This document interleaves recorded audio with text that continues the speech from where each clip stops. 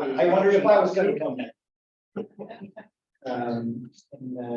So we can get ready with what we have.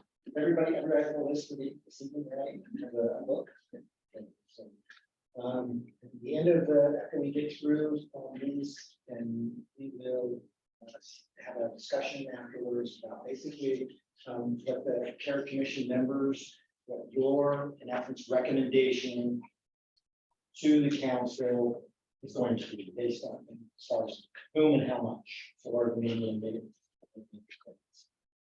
And then we have a meeting on May 9th meeting during our work session where we will bring those recommendations forward. And Councilman Spencer and Lawrence will then be there to be able to discuss those recommendations. If there's, you guys may have differences between your recommendations and what definitely and then that discussion can ensue with the council of that. So that's kind of then once the council decides on what they want to go forward with, we then bring that forward in a future meeting to get approved in the actual.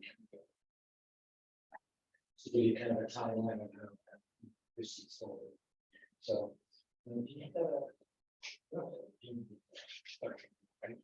no. So, yeah. We didn't get the minutes ready, so we don't have any minutes to approve. I have a question. So, last year the request equaled 194,000. Have you said what is the approximate budget for this year? So if you flip over, Oh, you can see the 1,445,000 below the green part. That's the total requested this year. right. Available budgets right below that, Oh, perfect. 1177. So you can Perfect. see we're starting in the hole. Yes. Yes. So yes, so that's, so we will, when we have that part, we will put this document actually up on the screen and we can populate it and do make adjustments as we go. Thank you, Councilor. Appreciate that. Yeah, that's not bad. The whole win. But for our area, you know, 80,000. So are we all ready then? Looks like we have our first participant ready to go. Utah Symphony on. So. Jessica.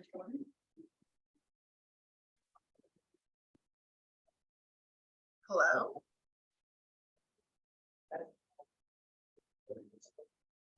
Hi, Jessica, can you hear us? I can hear you. Can you hear me? We cannot hear you. I don't know what to do because my microphone says it's working. We've got you now. Oh, great. Okay, good. So you have approximately 10 minutes with 2 minutes of question and answer time. So we will get you going. Excellent. I'm sorry I'm not there. I'm going to share my screen. Can I do that? Is that possible? Okay.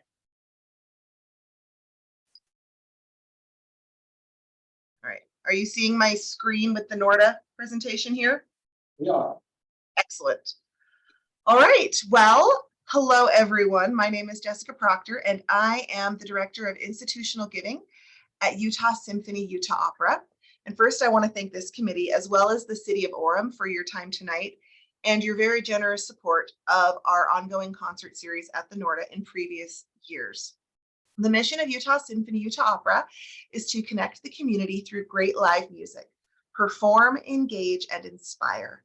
We serve 400,000 Utah residents annually and enhance the state's reputation for the performing arts locally as well as internationally. Our goals are to reimagine symphonic and operatic art forms for new and existing audiences, to creatively enhance the education of children through music instruction, and to provide enrichment for all Utah residents. As one of only 16 full-time orchestras in the United States, Utah Symphony is able to retain top-level musicians in its core of resident artists and to engage foremost guest soloists from the international orchestral circuit. Now in its fourth season, Utah Symphony's residency at the NORDA Center for the Performing Arts at Utah Valley University brings world-class concert experiences to Orem audiences as part of our ongoing presence in Utah County. Given the rapid growth in Orem and the surrounding area, as well as the high level of interest in live performing arts among local residents, these concerts are a natural fit for the community, and we have seen tremendous community response since initiating the NORDA Concert Series during our 2018-19 season. Another important component of Utah Symphony's presence in Utah County is our music education program. So far during this school year, over 10,000 elementary, middle, and high school students and 500 teachers from Utah County schools have participated in Utah Symphony and Utah Opera education programs. Utah Symphony Utah Opera works with an advisory committee based in Utah County to help advise our programming, marketing, and overall engagement throughout the Valley with a specific focus on the NORDA Concert Series. Our 22-23 season at the NORDA was a time of rebuilding audiences and reestablishing our brand and presence in Utah County, now that we've fully come back from COVID with audiences. We hosted 5 concerts throughout the season, with the most popular being our November 3rd performance of Tchaikovsky's Piano Concerto No. 1. Attendance at this concert, as well as audience feedback throughout the season, demonstrated local enthusiasm for piano, so we are planning to bring more concerts featuring pianists in our coming season. The audience for the series this year reached about 2,500 people. We do offer discounts specifically to students and patrons under the age of 30, and this season showed a balance between student ticket buyers and local residents not affiliated with the university. We also offer group discounts to help accommodate large families, youth groups, and others. Looking forward, we are excited to welcome audiences to our 4th season at the NORDA. We continue to work with our marketing team and our Utah County Task Force to track trends in attendance and analyze audience feedback so that we can anticipate what the most engaging offerings will be for our Utah County audiences in the future. Our 23-24 season features a diverse array of selections and artists. The series will open on October 19th, just before Halloween, with a fitting concert featuring how 3 different composers grapple with the figure of death himself. The hooded figure will be introduced, this sounds very dramatic, I know, by the sounds of the symphony, with Rachmaninoff's towering and always popular Symphony No. 2, Liszt's eerie Totentanz performed by audience favorite pianist Joyce Yang, and Saint-Saëns' mournful and rattling Danse Macabre. We will return to Orem at the NORDA on November 30th with trailblazing pianist Owadijin Pratt and a delightful mix of old and new with a keyboard concerto by Baroque master Bach and rounds by Jesse Montgomery, an energetic work written specifically for Pratt, who improvises the conclusion of the piece at each performance. Teddy Abrams conducts the overture to his own rap opera about American boxing legend Muhammad Ali, while Copeland's popular orchestral suite from his ballet Appalachian Spring concludes the program on a bright and hopeful note. The series continues on January 4th, when Utah Symphony explores the duality of Beethoven's 7th Symphony with its contrasting moods, plus Beethoven's powerful overture to the tragic play Coriolanus. This will be paired with Carlos Simon's Fate Now Conquers, which actually incorporates harmonies from Beethoven's 7th Symphony, as well as one of Mozart's greatest violin concertos played by the dazzling Francesca Dega. The 23-24 NORDA series will conclude on February 15th. Strauss's Don Juan is a heartbreaking story evoking loneliness and solitude, which will be exquisitely punctuated with the romantic melodies of Barber's First Symphony.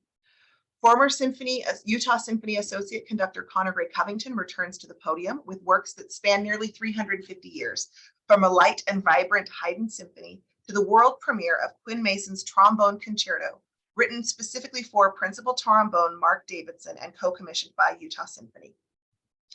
If granted, Orem Care funding would be designated for expenses associated with our guest artists for these concerts. Only about 35% of our annual operating expenses are funded through ticket revenue, which means fundraising is a major part of our regular operations. For this specific series, our guest artist fees total over $40,000. So we are asking just a part of that for support from Orem City.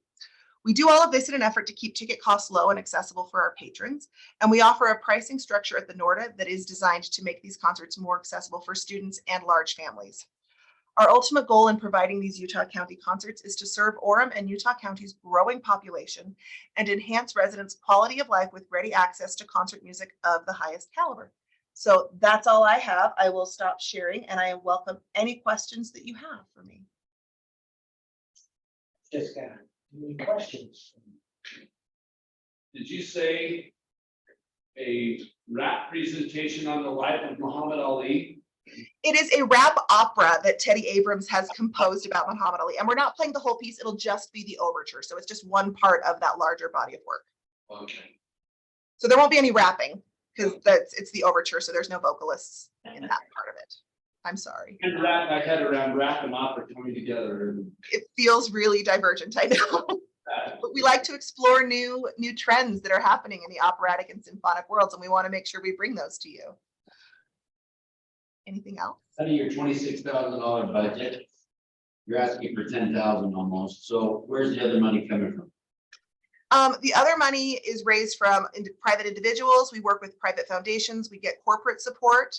We get funding from the Division of Arts and Museums and other public entities. So we really work through a diverse, our donor base is pretty expansive, and we're constantly working through that. We do have donors who live specifically in Utah County who are subscribers to the Norda series. So we know we have a following and a core of dedicated audience members down there, but we're working to grow that always. So are you requesting money from any other cities? Not for this concert series, no, because it's happening in Orem City. We're not working with any, we want to make sure we're serving your residents. This is our Orem series, and so we're working directly with you only on this concert series. And you said about 2,500 participants Mhm. for the season? Yes, across those 4 concerts, yes.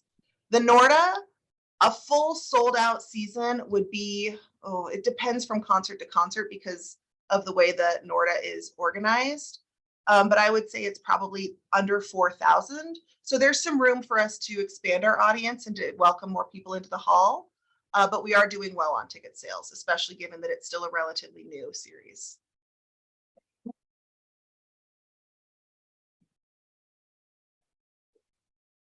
Good. Thank you, Jesse. Thank you so much. Done. Have a good evening. You as well. We switch, so the Shakespeare Festival is going to be next, correct? Shakespeare? Nothing. Yeah. We had the Orem crowd yesterday, so that was on twice, so. That was very nice. They were busy. Flex space later on. So.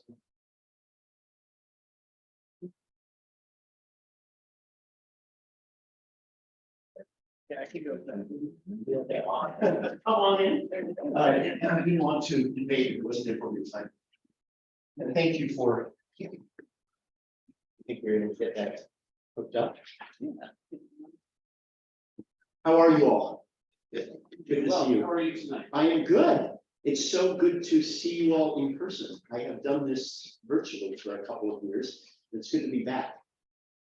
I think you've been here all 5 years. I think. How many of you? How many of you? This is your first time seeing? Yeah, fantastic. Welcome, welcome. Thank you, Trevor. And how many of you were here last year? Let me see those hands. And 3 years ago. And 4 years ago. Hey, yeah, well done, well done. There you go. We always used to do this in person. I was grateful to drive up. My family was in town. And we had some other events too. And then after COVID happened, we would do this with and take care of it that way. So it's nice that we'll do that. Okay, it's perfect. You see how it works.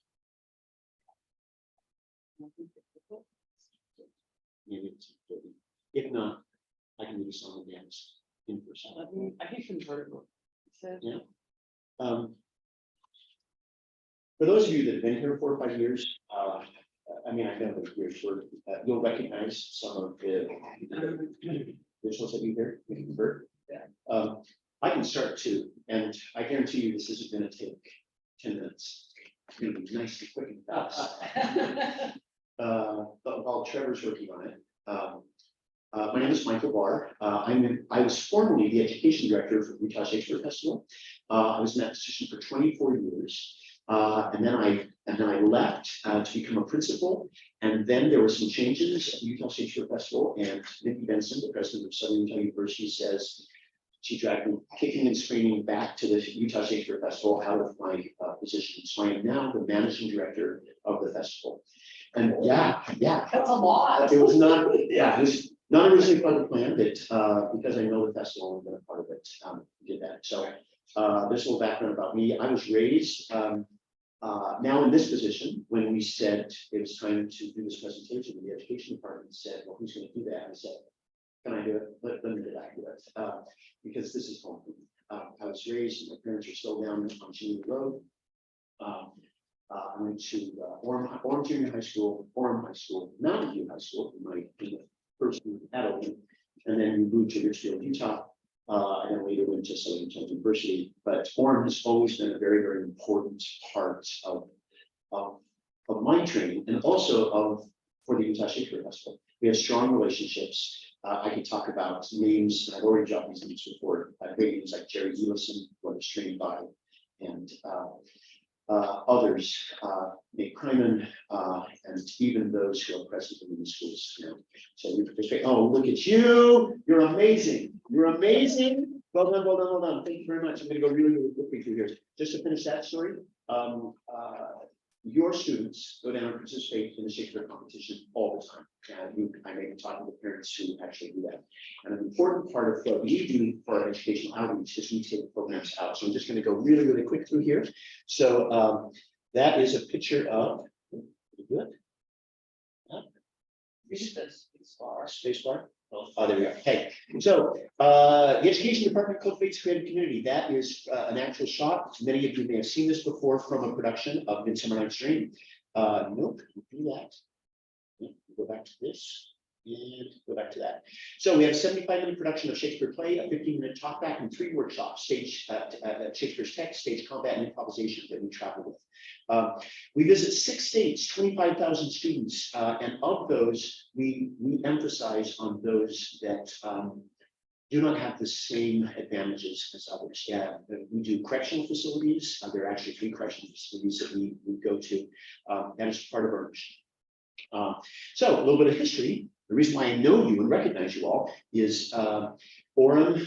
In 2018, we started with the Tempest, and we visited Timpanogos High School with the great Agnes Rover who was there, who was a former teacher of mine.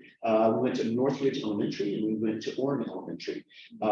It is a 2-hour load-in. We do the show 75 minutes. Then we do a talk back. Then we load it out, and then we do workshops as well. The next year, because COVID hit us, and we had some other challenges, etc. We did Every Brilliant Thing right before there. We did Timpanogos High School, Orem High School, Mountain View High School. I don't know if you had a chance to see that. It's a suicide prevention play that we were able to get on there. And then, oh my heavens, we had some challenges with this. So we invited the actors in, we housed them. We made a video production, and then we sent that out to schools. We offered it live in distribution type. 2022, we were so happy to be back out on the road. And at that time, this amazing space, Library Hall, was open, which we love so much. And we were able to perform in there for the very first time. And we did Orem Elementary as well with our time production. This year, we did Mountain View High School, Timpanogos High School, and the Orem Public Library. There were 2 productions we did there. We did a production with John Hancock, which is a local charter school that came in and used the space and had a whole number of people who came in during that time. And we also did an evening show as well. So that is our plan for next year. Is we plan on going to Orem High, Mountain View High School, Timpanogos High School, and an invitation to all of the schools.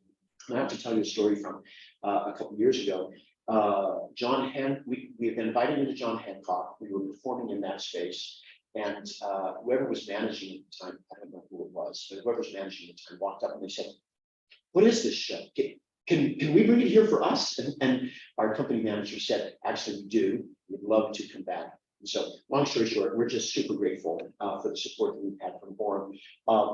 The expenses, all of the rehearsal, all of the salaries, etc. All we are asking for from the city of Orem, and what we present when we do our final reports, is the time of transportation and also lodging when we're staying here for those 2 to 3 days. We're not asking for the actor salaries. We're not asking for all that. It's just lodging and transportation, which is where that comes up to that 4,900, 4,500 change. Are there any? First of all, it's good to be back. Are there any questions that you may have? about the tour or about program. I'll tell you this, next year will be Hamlet. The director will be Stuart Shelley. Stuart Shelley was a former drama teacher at Pleasant Grove High School. He left after a number of years. We're fortunate now to have him working for the Utah Shakespeare Festival, and he'll be directing that short, and it will be the 30th year of our touring production going out to the schools. So we're excited to see that. It will be a junior high to high school type of thing. We don't think fourth and fifth graders will be any problem with fourth or fifth graders learning about suicide and death and fear on Twitter or anything like that. All of our shows generally are fourth grade and up, but the emphasis will be junior high school. Questions? Too fast? No, so how many, at a forum, how many people are you servicing a moment? Thank you. So the first year we serviced with the 3 schools. We'll see if I can give you 4 or 5 years even cheaper. I would say about 1,200 kids when we looked at those 3 schools. And it was primarily school focused. We were hoping that we could get out to more people and get more people focused. The next year, because the elementary schools that we were out to, again, it was about that 1,500. When we did the Every Brilliant Thing tour when we went out, because of the nature of that show, we were able to get up to about 2,500 to 2,000 students within that.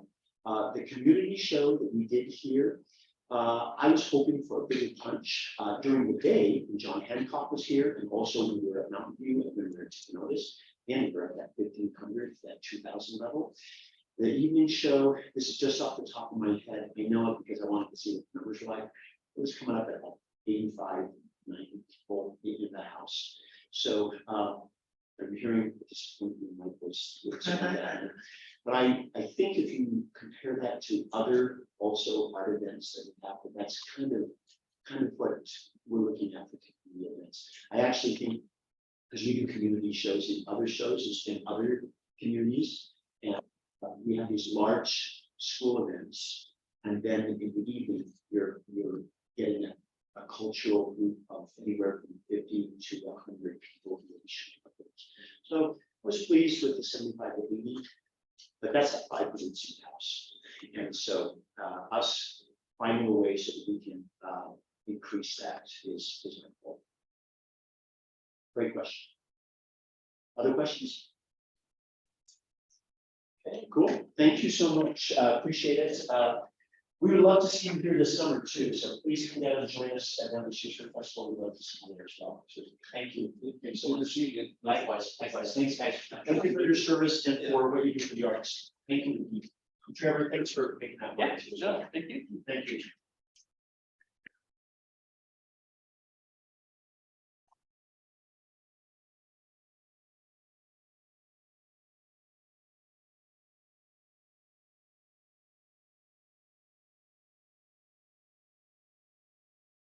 Thank you. Regroup, good organization. That's right. See that thing.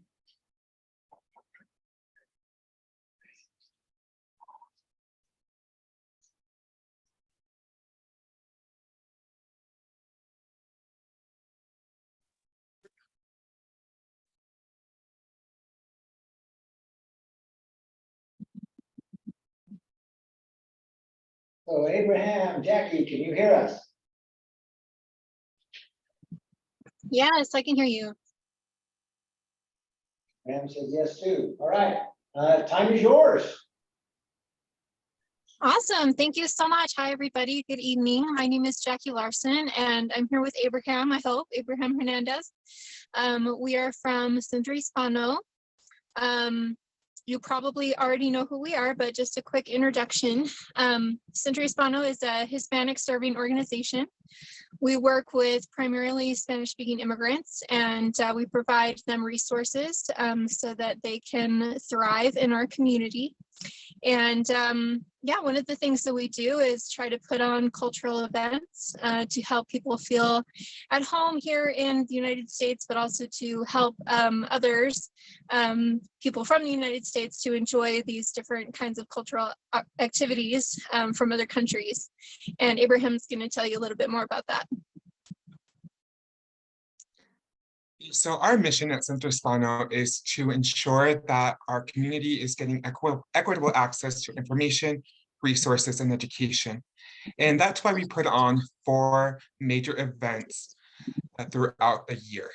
We have noticed that in order to really get our community to engage with our events, we couldn't just make them health fairs or resource fairs. Instead, what we needed to do is make them culturally relevant to our community.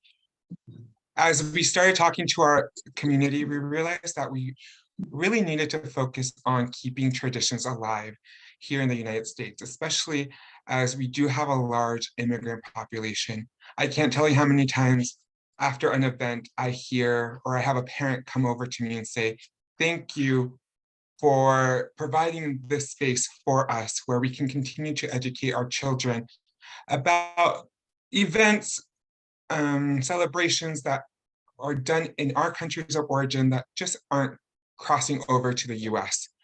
So when it comes to the funding that we are requesting through this grant, we are focusing on the Dia de los Muertos event, or the Day of the Dead, which is typically done towards the end of October or the beginning of November. That is the main goal of this, is to keep that tradition alive while also maintaining that equitable access to resources and inviting our partners who have amazing resources that are either low cost or free for our community. And these are resources that we know our community isn't reaching out to simply because of, I shouldn't say simply, but due to cultural differences or linguistic barriers, they are unaware of their existence.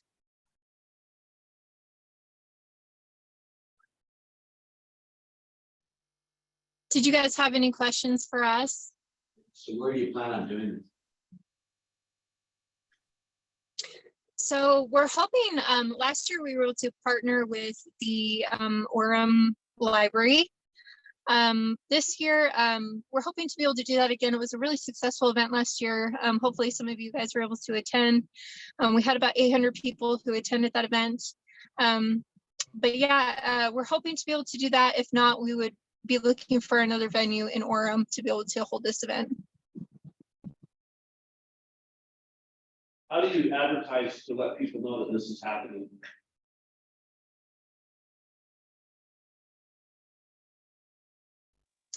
So we mainly work through Facebook.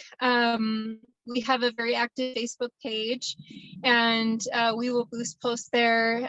Also through word of mouth and through community partners. And this year, Abraham actually was in news and get an article in the newspaper about it. So we're hoping that a lot of people will know about it and come. So how did you pay for it last year? I'm sorry, what was that? How did you pay for the event last year?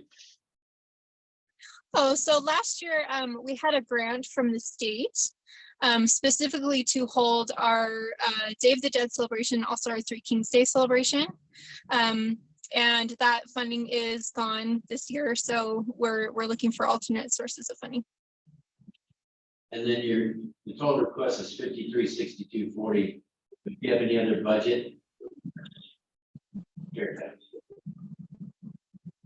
So we do have a little bit of a supplemental budget from just our general income, but it is very small, and this event has grown larger and larger every year. And so we're just hoping that, we can accommodate all the people that we get with this extra funding. Becky, can I just had a quick question? Are you partnering with the other group again this year? I can never say their name right. The female, the Del, or I can never say it right. The group of women that we've worked with in the past, the library. Abraham, do you know who they're talking about? Sorry, it's cutting out a little bit on my end, so I didn't hear. I know you mentioned partnering with somebody, but I didn't hear if you mentioned a name. Yeah, Janet Alvarez's group. Not that I'm aware of, but we are more than happy to partner with anyone. Again, as Jackie mentioned, this has been getting bigger. And that's what you want. We want to make sure that we're reaching the widest audience we can. It's not just about keeping our traditions alive, but inviting others to understand our traditions. Especially with Day of the Dead, we don't just want people to, go off of what Coco taught them, but actually understand the why of the celebration.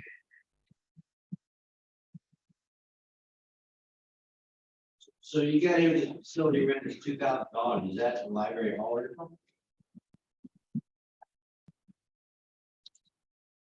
So the budget that we wrote in there was mainly a just in case budget, just in case we weren't able to partner with the library again this year, which we are hopeful that we will be able to do. So, I mean, I guess that's up to you guys if you feel like that would be needed or not. So when you partner with the library, so they didn't charge you last year, is that? Yeah, that's correct. And it was in the library hall? No. Was it in the library hall? I can't remember what the room is called. Do you remember what it's called, Abraham? It is the hallway that goes around the theater area. It's Library Hall. So we did it Okay. along that hallway, and then performances were done in the auditorium. Okay, yes. And that's something that we want to do is bring performers. I think that brings in a richness in our culture as well. So, there's a lot of money, people are asking for a lot of money, so, if we came in at $2,000, is that gonna make you able to do the show, or? No? Yeah, we would still be able to do it. It just, if we aren't able to partner with the library, we might be a little bit stuck as far as the venue goes. But that would be probably our hold up. Mhm.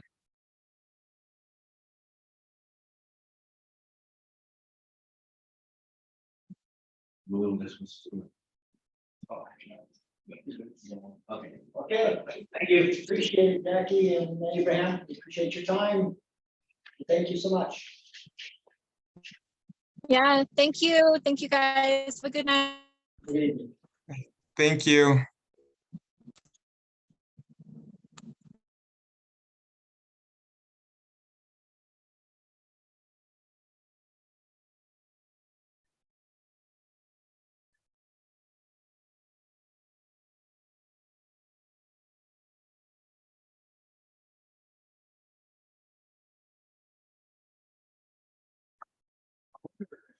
Get whoever's in charge of library hall to maybe sit in next year with the calendar open. I don't know. Well, we could, But I might review. I mean, I think the thing is if it's a library sponsored thing, then I think they can use the library hall. But if it's just standalone, we have to rent. What gets it library sponsored, I guess, is my question. I mean, it's like their normal, like if the Canton Fire who comes in to see the library area here, then they move to library hall. I think that's library sponsored. Well, I just wondered, not necessarily for the whole thing, but even just like for the last part of day two, if someone from the library could come help us. Because if they say, well, no, this person's not gonna get our library, and they're gonna have to pay us this, then that would take. Well, I don't see a $2,000 fee for library hall. I don't see that. No, I know, I'm just wondering, if Yeah. someone could advise us as to whether they're gonna be able to get it or not, because if they're not gonna get it, it changes things, Well, I think the gist of the library hall, we thought it was gonna be free. Because that's what it's proposed at, but you have recreational groups that, it's not fair. And so if you wanna do something there, you gotta rent. That's the scenario. We're in the process of reading that piece structure. So it just depends if it's city sponsored or then if you're co-sponsored, which is going to keep a rate. But I think everybody has to pay, there is a cost. Unless it's a library program, that's what must be a library program, or program. yeah. Yeah. But they did, I mean, they did partner with them last year, but I had to their. Our team had an event, that was pretty well attended. So we would just probably need to know that in advance, as far as. Get the price and Mike and Anthony just asked. We don't remember. Who are you funding with this next year? So, you know, do potentially. Yeah, Yeah, Bryce would be here today, you know, it's a regular library program we've had for years. They get it, they're sponsored, so they get to use it. Not for rehearsals.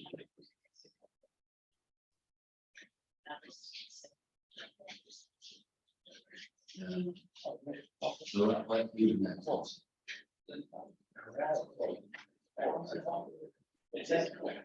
Wow.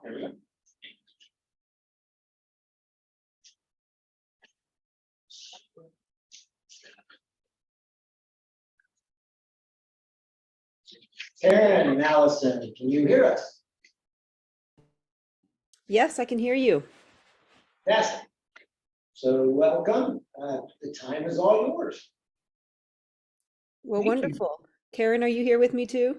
I am here. I think Jesse's coming. She said she would come in just a minute. Okay, Well, we'd like to present about our choir, community choir, the Wasatch Chorale.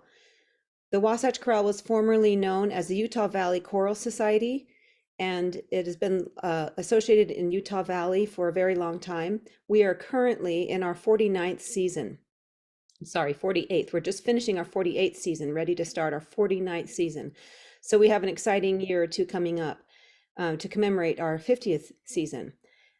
We have long had a history of performing both paid concerts and free concerts around Utah Valley, in Provo and in Orem and elsewhere in Utah Valley. But we have, in the 5 years that I've been associated with the chorale, have performed in Orem numerous times. We've performed at the Orem Library Hall. That's been our venue in Orem. So we serve adults who come and sing in our choir. They are they gather from all over Utah Valley, and I'd say they're an age, probably our youngest is about 20 up to probably our oldest member, who is in her 80s, and she's been in the choir for a very, very long time. This is an organization designed really to serve people, to serve the members who come and sing with us, to serve the audience members who come and listen to our concerts. Our goal is to provide a wonderful product for them to listen to and also to participate with. We have members who come who struggle a lot, who have really hard things going on in their lives, and they come to choir and they leave feeling refreshed and uplifted and ready to go, ready to continue on with whatever hardships they're dealing with. We also do important things in our choir for the community. For instance, last year, we were able to host a fundraising concert for the church in which we rehearse. We raised funds for their restoration, and we were able to, Karen, you'll have to fill me on the numbers if you remember how much we were able to donate to. I believe it was like $1,800. Yeah, so just our performance alone, we were able to raise $1,800 to help the church where we rehearse. They're trying to restore. They have a lot of projects going on. They have restored their roof. They're trying to make it a great performing and gathering and worshiping space for the whole community to benefit from. So we were really glad to be able to be a part of that fundraising effort, and we were able to help them quite a bit. We enjoy working with the community. We participate in community cleanup days occasionally. We have long provided Christmas music and have been part of an art stroll where members of the community come in and view art and exhibits and nativity scenes and at the holiday time. So we are about service, we're about helping one another, we're about performing good music and enriching and benefiting the community. Karen, do you have what you'd like to say? Our last concert was almost a surprise. We were performing there at the church that we rehearse at there in Provo, and it's a fairly small venue, and so we were kind of in a situation where we had people out the door and down the sidewalk waiting to get in. And anyway, it was kind of an expensive concert. We had a lot of soloists that were involved in it. We did the Rudder Requiem among several other pieces, and it was so inspiring. And the feedback we got from it was just so very impressive. And we brought in extra seats and chairs to accommodate the crowd that we had there. So it was really exciting, very exciting performance. It's an exciting time for the Wasatch Chorale. We are growing. We are about 65 members now. The word is spreading. This is up from we got down to about 30 members. We managed to carry on through the COVID years, which was difficult. We did a whole year of online rehearsing, if you can imagine how effective that was. It was quite difficult, and we dropped in numbers as did every organization during those years. But we're back up, we're thriving. I have had open auditions this entire year, and I have auditioned people just about every week who are interested in joining, who see a need for this in their lives and in the community. And although we rehearse in Provo, we are not just a Provo-based organization. Like I said, our members come from all over Utah Valley, and we do outreach quite a bit and perform in places other than Provo. We perform in Orem, as I said, frequently. Anything else? I would say that we want to perform in Orem more frequently. The reason we end up where we do is just because the relatively low cost of that venue. We would love to be there at the Orem Library. We have performed several times at St. Francis Church there in Orem, and that is a great venue, but it's kind of hard at this point to get into that venue. Anyway, we really love performing there in both those venues. Our biggest challenges, I think, as an organization, are finding suitable venues in Utah Valley. And like I said, Orem has several that we would love to be able to perform in and to use our group to enhance and enrich the community. The other challenge is, of course, we're a completely nonprofit organization, and we rely on members, the small amount we get from the members, plus grants such as this one. So in order to keep exciting concerts with fantastic soloists and instrumentalists, in order to keep things like that happening, we do rely on grants and funding from outside sources. Just one word about this past season, we were able to perform and collaborate with the Timpanogos Symphony Orchestra.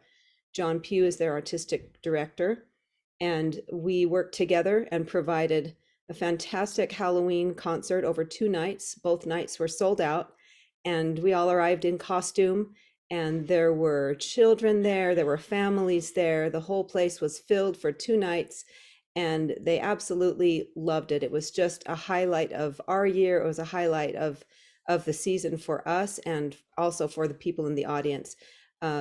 We had John Pugh being carried in on the shoulders of orchestral members who are carrying him in a coffin, and they put this coffin on the stage, and out pops John Pugh wearing a Voldemort costume and cape, and he starts conducting the orchestra. And it was very, very fun, very exciting, and a very family friendly event. And we were thrilled to be able to be involved with that. We sang several numbers, including the O Fortuna chorus from Carmina Burana, and several things from the Harry Potter movies.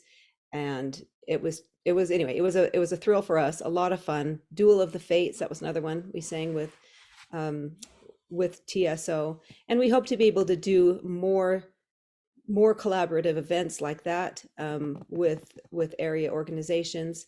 I have also reached out to Russell Oliphant, who is the conductor of the the Orem Chorale, and have talked to him about possibly collaborating in an Easter concert one of these seasons when it works out for the both of us.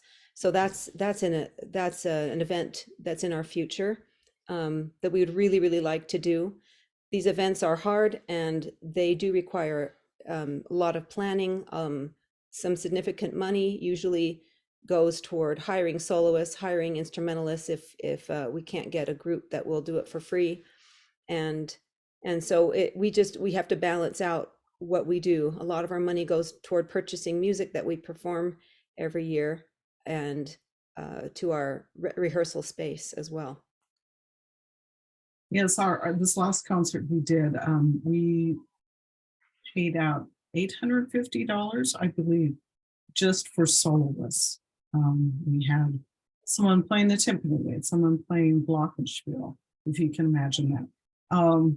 We had a harpist, we had an organist. It was really exciting concert. My goal as artistic director for the Wasatch Chorale is to really have a high standard of performance. I spend hours and hours choosing repertoire for our season, and I do it very thoughtfully. I try to find things that are first of all doable within our budget, but the overall overriding consideration for everything we perform is it quality music? Does it have something to say to us? Can it speak to the people who are listening as well as the people who are performing? Is it meaningful for everybody? And if it is, then we perform it. There's a lot of sifting that I have to do because a lot of that music does not hit that high standard that I'm going for. So a lot of care goes into it and a lot of love and heart. I absolutely love being a part of this group, and I am learning a ton from being involved with them. And we've received a lot of great feedback from the members over the past few years. I think we're headed in a great direction as long as we can receive the funding to keep going. And I would have to say about Allison that she has brought us to a new level. We've had some really great conductors in the past, but Allison has brought us to a new level, and I think everyone in the choir recognizes that. Thank you, Karen. That was very nice of you. Yeah. So how many performances did you do in Orem last year, and how many are you planning on this year? We would like to do more. We did one in October, as I said, with the TSO, the Timpanogos Symphony Orchestra. We'd like to do at least one of our 4 performances in Orem next year. We'd like to do our fall performance either in late October or early November in the Orem Library Hall. And then what does the venue cost? You mentioned a venue that you keep going back to because it's so affordable. What venue is that and what does it cost? That is at the Provo Community Church there on University in Provo. To perform there, it costs just a little over $100. And so, as you can see, that's really affordable. I don't remember exactly what the cost for the Orem Hall is, but it would be, I'm guessing around $700 or $800. Yeah, that's my memory as well. Any other cities? I'm sorry? Do you receive grants or are you seeking grants from any other cities? We have received some support from doTERRA, and we really appreciate that. We did get some funds from the mayor of Provo. There was $1,500 we got from her. Was that a few years ago, Karen? I don't know. That was just a year ago. This past year. Mm-hmm. So we had that one, and then we had the one from doTERRA, and that's all we received last year.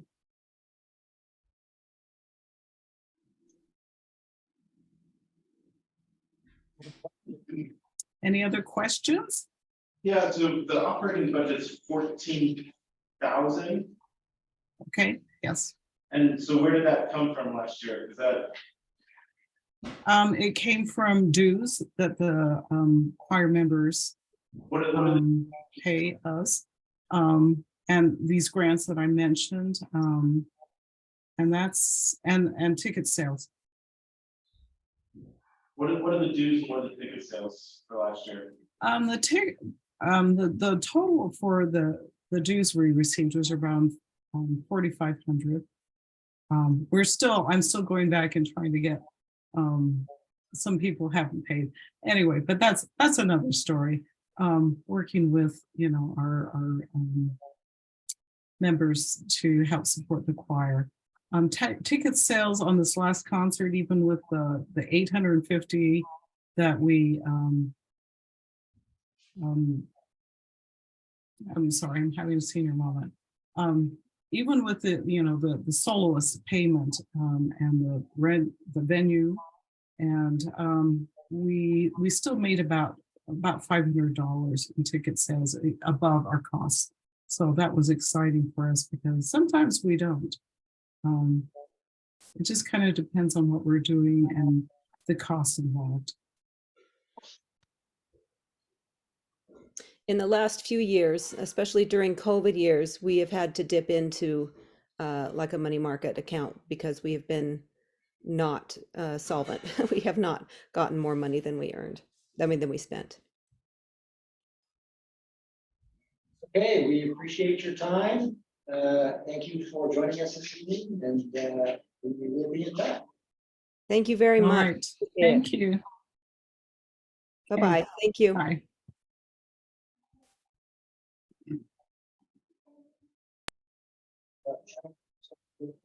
Next. Yeah, there. Yeah.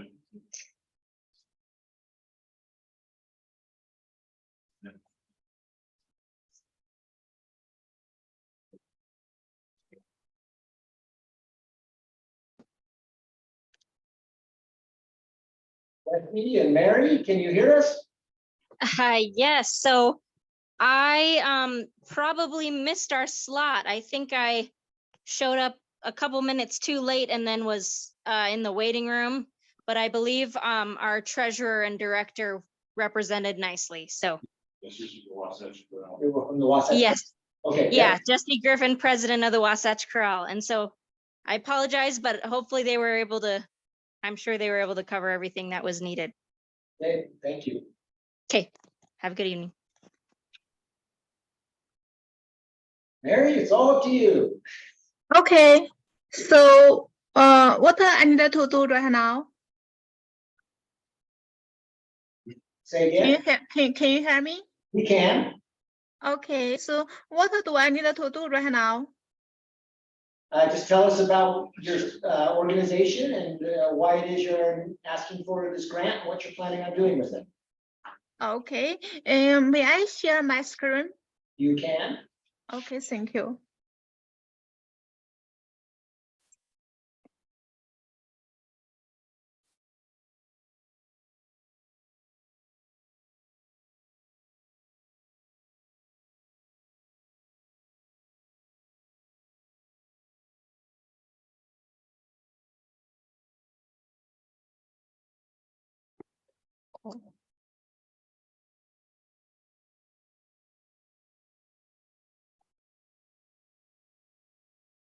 Yeah, and I wanted to introduce to in Utah Chinese Association is a culture organization, and we have been working in this area since 2016.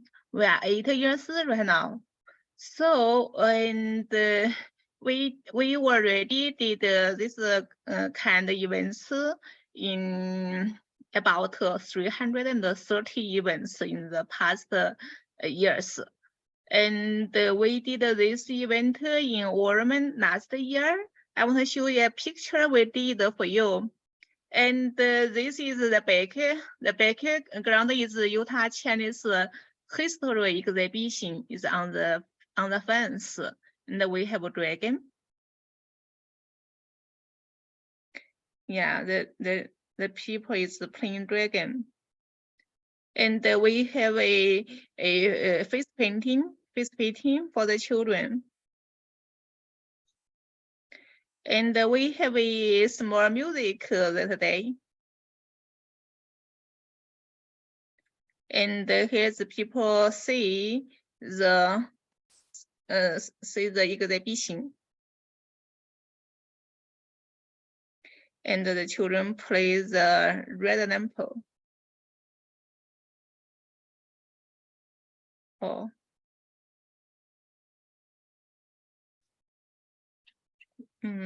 I have more. Wait 1 moment.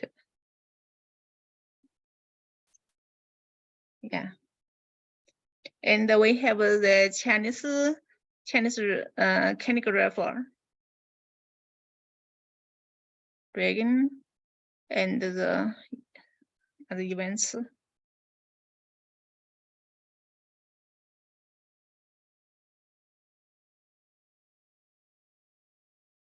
Yeah, we have some Chinese food.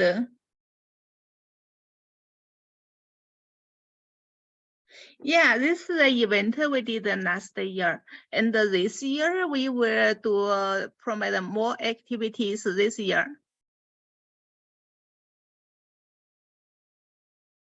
About how many people came to the event last year? And last year we have about 300 attendees. This year, I think should be some more people than last year.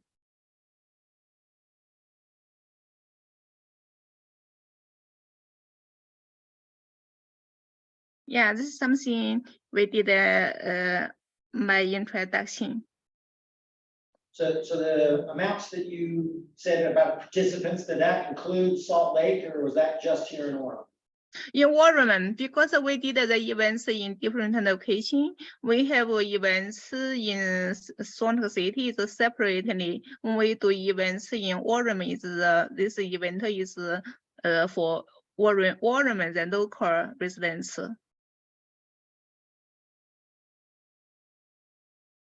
How many events do you run each year?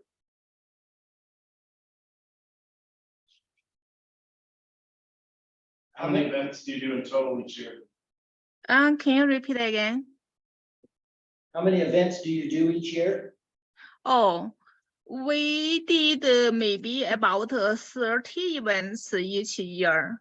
And for example, we almost have events every week.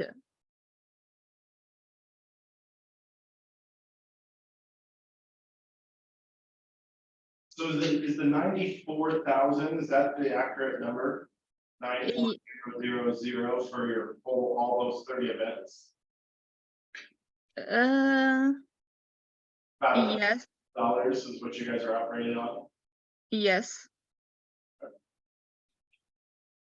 And then 98,000 is roughly what the Orem one would cost? 9,800, maybe? Yes.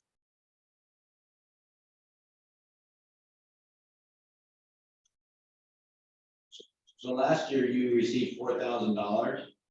Yeah, last year we received $4,000 and we did a Utah Chinese history exhibition and the event in Orem. So you were able to maintain for $4,000 and run it? Yes, because we have many volunteers and we can get some funding from other resources.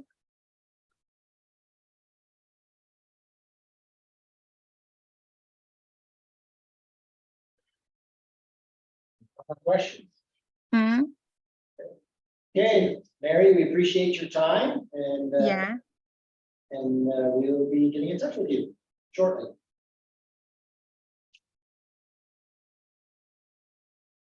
Thank you. Okay, so I'm okay right now.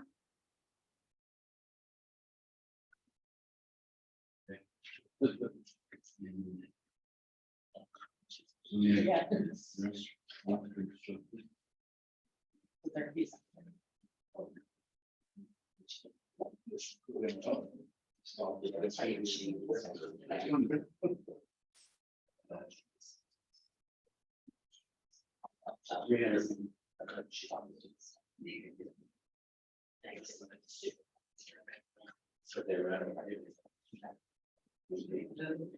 there really was 30 events.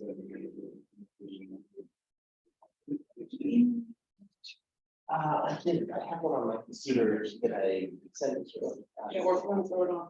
Okay. We just, whatever it is, because those recordings are up, can't be plugging them right now. Okay, yeah. You wanna load it on this? Yeah, let's see if I can. Make that work. That's okay.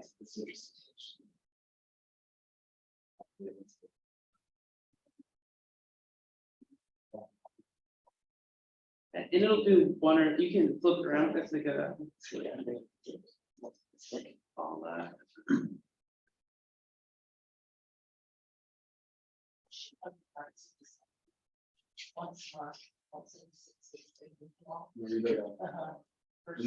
In this area. A lot of times there's like.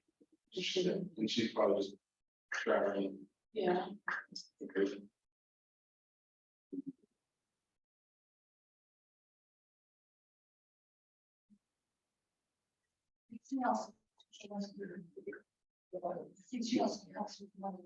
I think so. Shakespeare.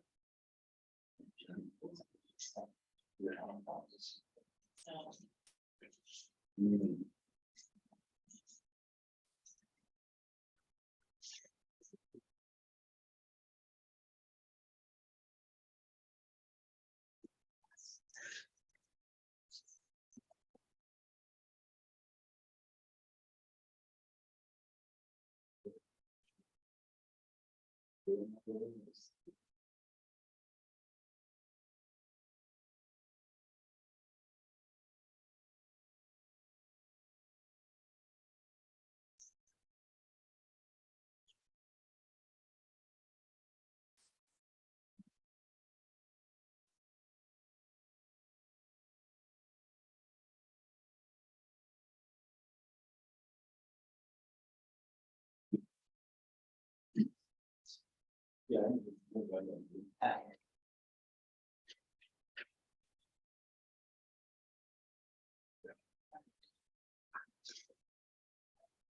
You have the slides. What's that? You can do it with the Google Slides.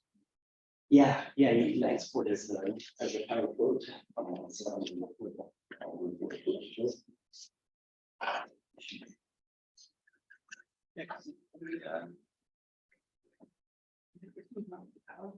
You can have me do it in PDFs. Oh, yes, I can also do that.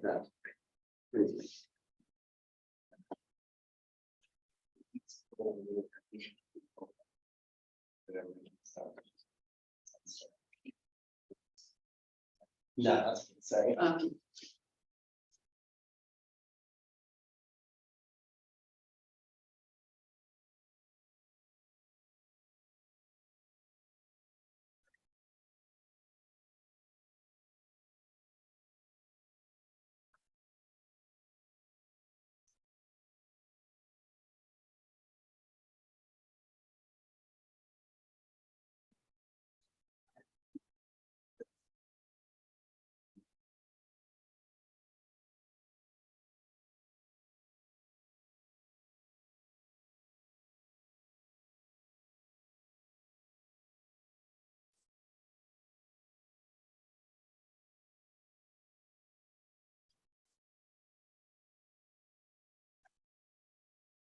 if you hit space bar.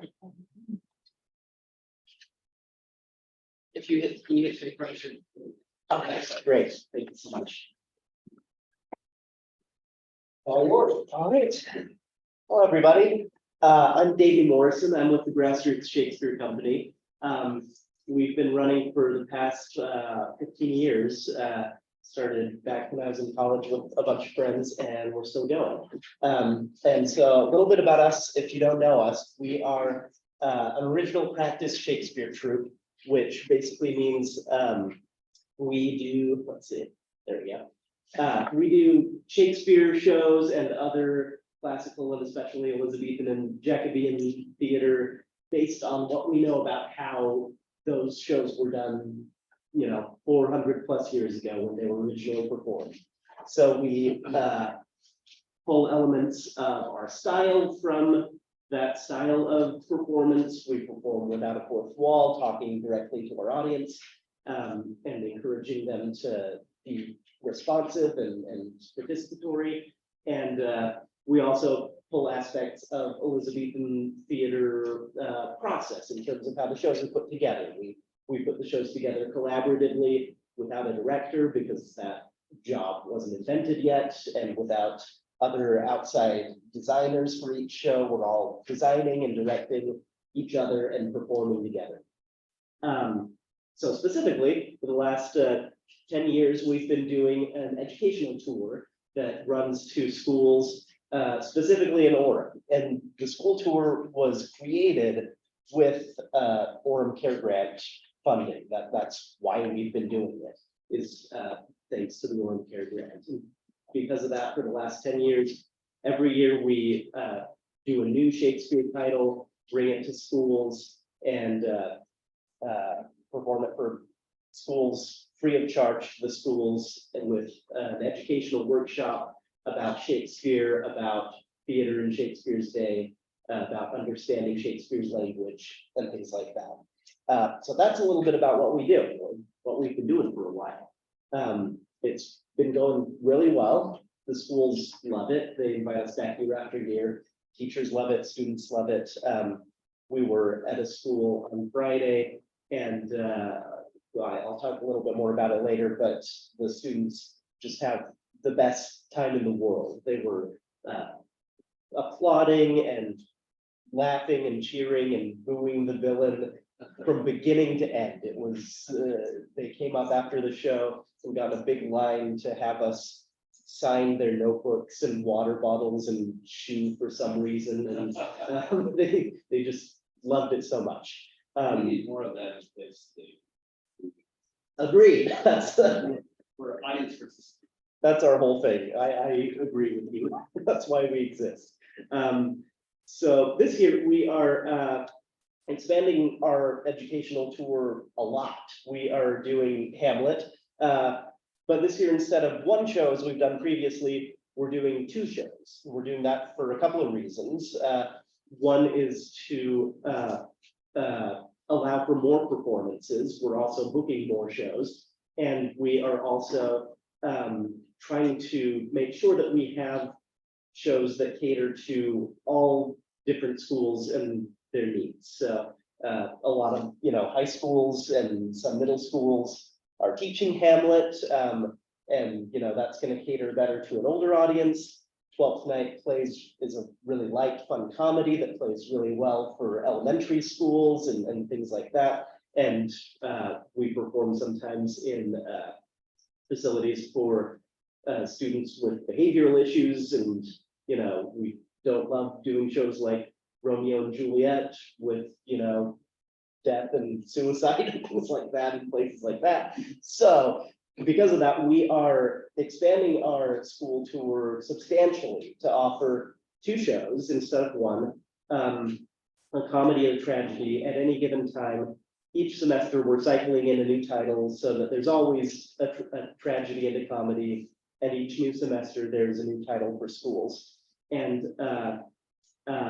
we're offering it. Previously, we have done these shows in the spring for a couple of months, and we are now expanding it to make these shows available anytime throughout the year, because a lot of schools do their Shakespeare unit in the fall, when especially theater teachers are prepping students for the Shakespeare competition down in Cedar City.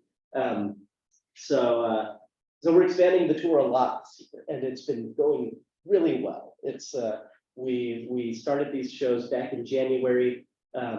Previously, with the Orem Care funding, we've done at least we've done 10 shows in Orem schools in the spring, and this year we've already hit that number and have done additional shows and are starting to do shows additional shows in Orem and throughout the state as well.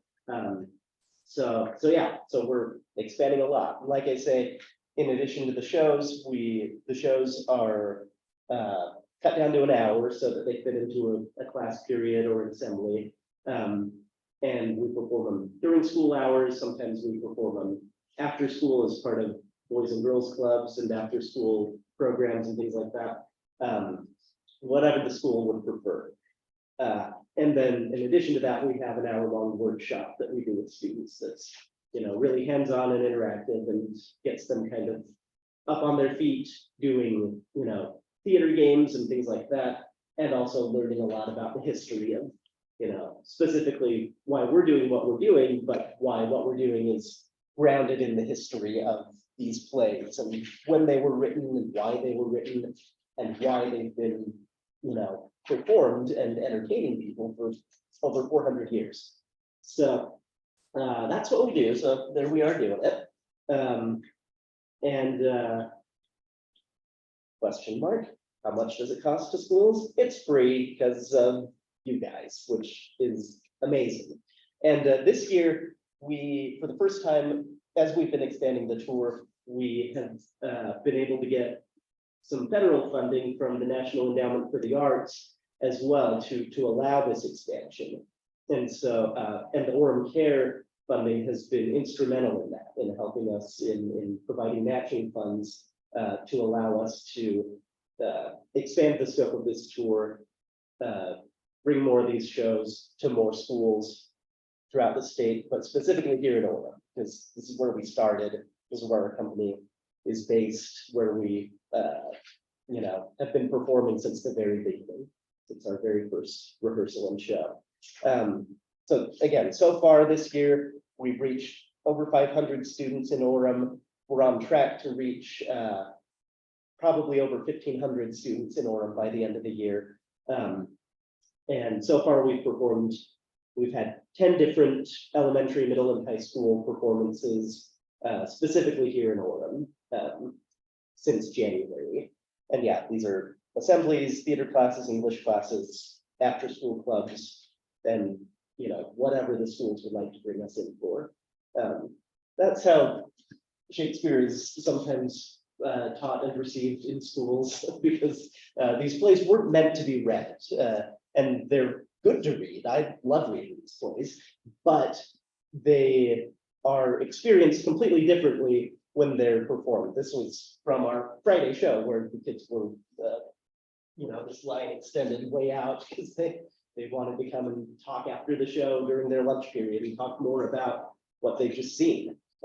Here's our friend named Paul who wanted his shoe signed. He came back later that night. We had a performance. So we came and did 12th night for their school. That night we did a free performance of Hamlet in the park that was open to the public and advertised to the schools.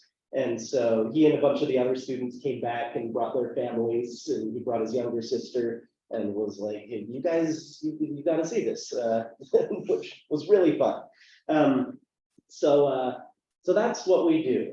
So I don't know if you have any questions, anything you'd like to talk about the last few minutes, but that's kind of a broad overview of who we are and what we do, and what we're trying to do more of this year. So. Do women perform and kids? Yes. Yeah. You mentioned matching funds. Is there any matching funds this year? I mean, like if we give this, then something matched or? Yeah, so the timetable of the grants, is the calendar is a little different. So we were just actually this morning approved for the NEA grant for the first time ever, which is great news. And so that runs for this next school year effectively. And so the Orem funds with this fiscal year, the funds from the CARE grant this year would help us in our application next year to continue to keep the program running beyond this kind of. So if I'm understanding right, the National Endowment for the Arts grant that you just got was matching Orem funds or something? That's like that? right. Yeah, matching funds from last year. So any funds we get this year,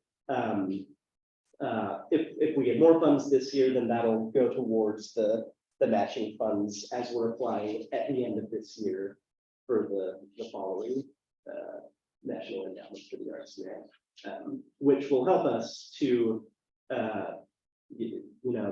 the NEA fund allows us to do other performances outside of Orem too, but all the Orem funds would go towards Orem performances. So that would expand the number of schools that we can reach in Orem.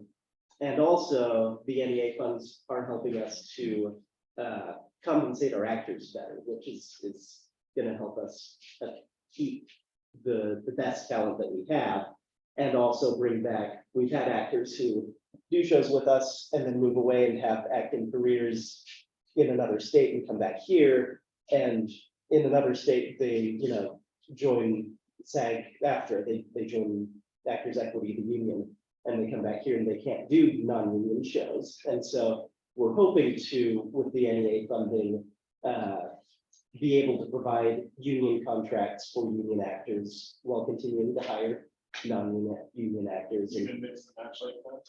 You can, yeah, and hopefully provide, the best compensation for theater actors really in the area, which would be great. It would really help us kind of raise the bar and keep the highest caliber of performance consistently year after year. So that's kind of where we're at.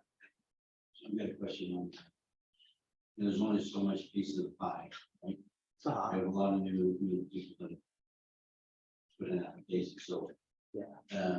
What we received last year, is that still gonna maintain, and you'd still be able to give it to the farm?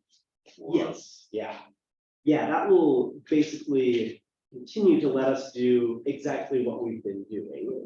It'll let us perform, 10 shows in Orem schools, completely free of charge, with educational workshops to Orem students. Any additional funding would help us, expand that number of performances that are free of charge to Orem students. Like how much money extra for to add, say, one performance at school? New school. $500 extra would add a performance. Every $500 would, with the matching $500 from the NEA, add a performance. So basically, we give you 4,000, so it's $8,000. That's the 10 shows or. Right. Yeah, that's right. Yeah, so.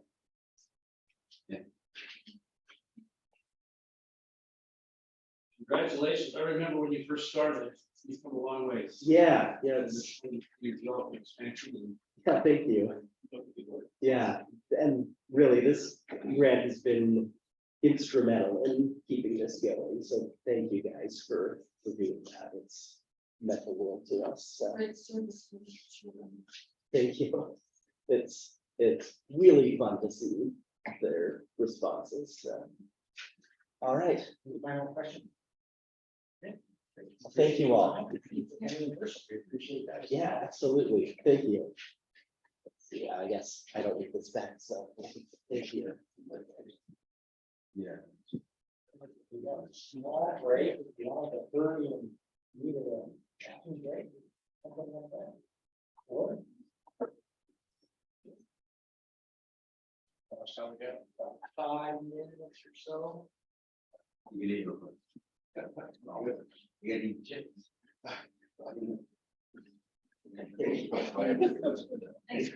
Yeah, thank you so much. Thanks. Nice to meet you. Yeah, you did. Basically. Well, and to be honest, my season. Like, I'm not worried about this. So it's like. I'm not gonna-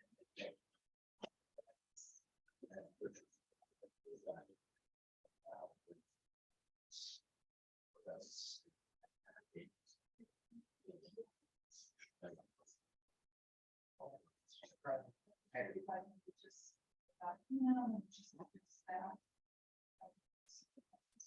Well, all said and done, so that one looks exactly. I don't know what you call it. I don't know what it's called. Yeah, just take away. Oh, no, I know that, that's why. I think you mentioned 80,000. Same last year. 84,000. Yeah, so I, right now. 8 months. Excuse me. So I'm curious, just because I'm looking at this whole. These are our changes. Why so much here? That's the Sarah's. Yes.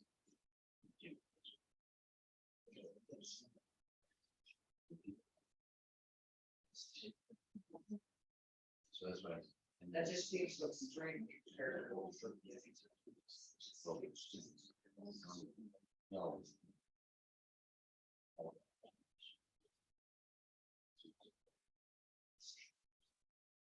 They're one, the whole dangerous.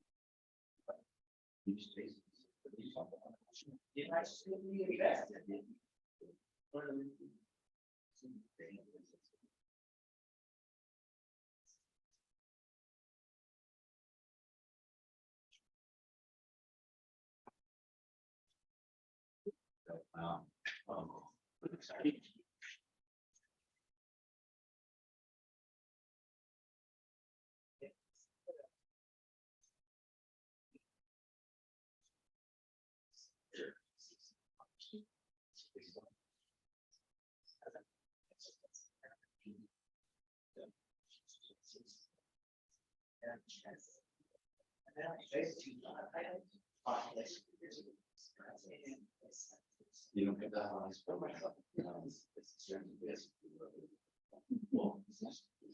No, Sam. Yes. The game.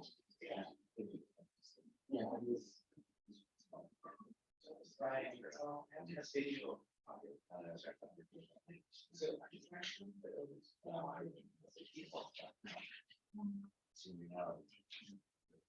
Sarah. It's weird. It's like override. Oh, yeah. I cannot.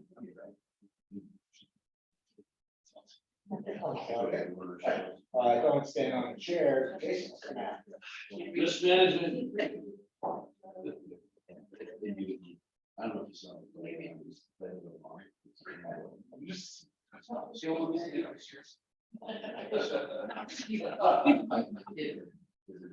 Cause of trouble. Start before the thing.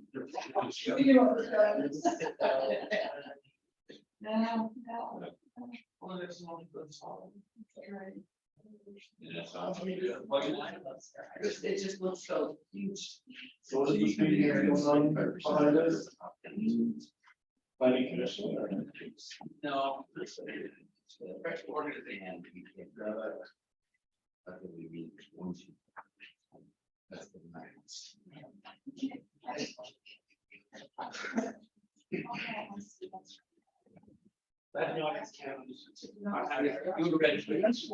Spencer is always there ready to go. That's the trouble.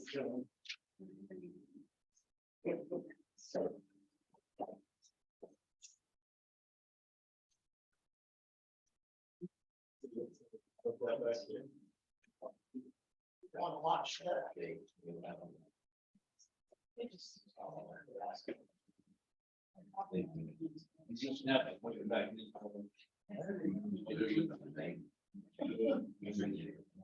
There's one on chair, I don't get on the chair.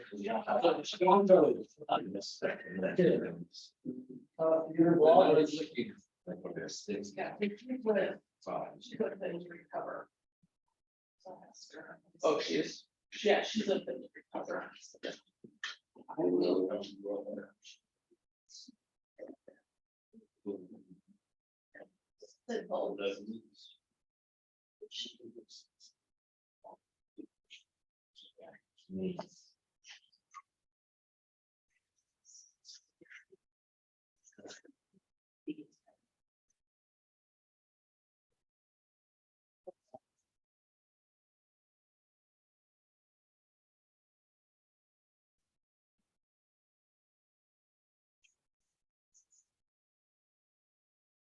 What's your kind of new guy? Yeah, wrestling, really well. Keep holding it on here as the kids go by, so. Russell, can you hear us?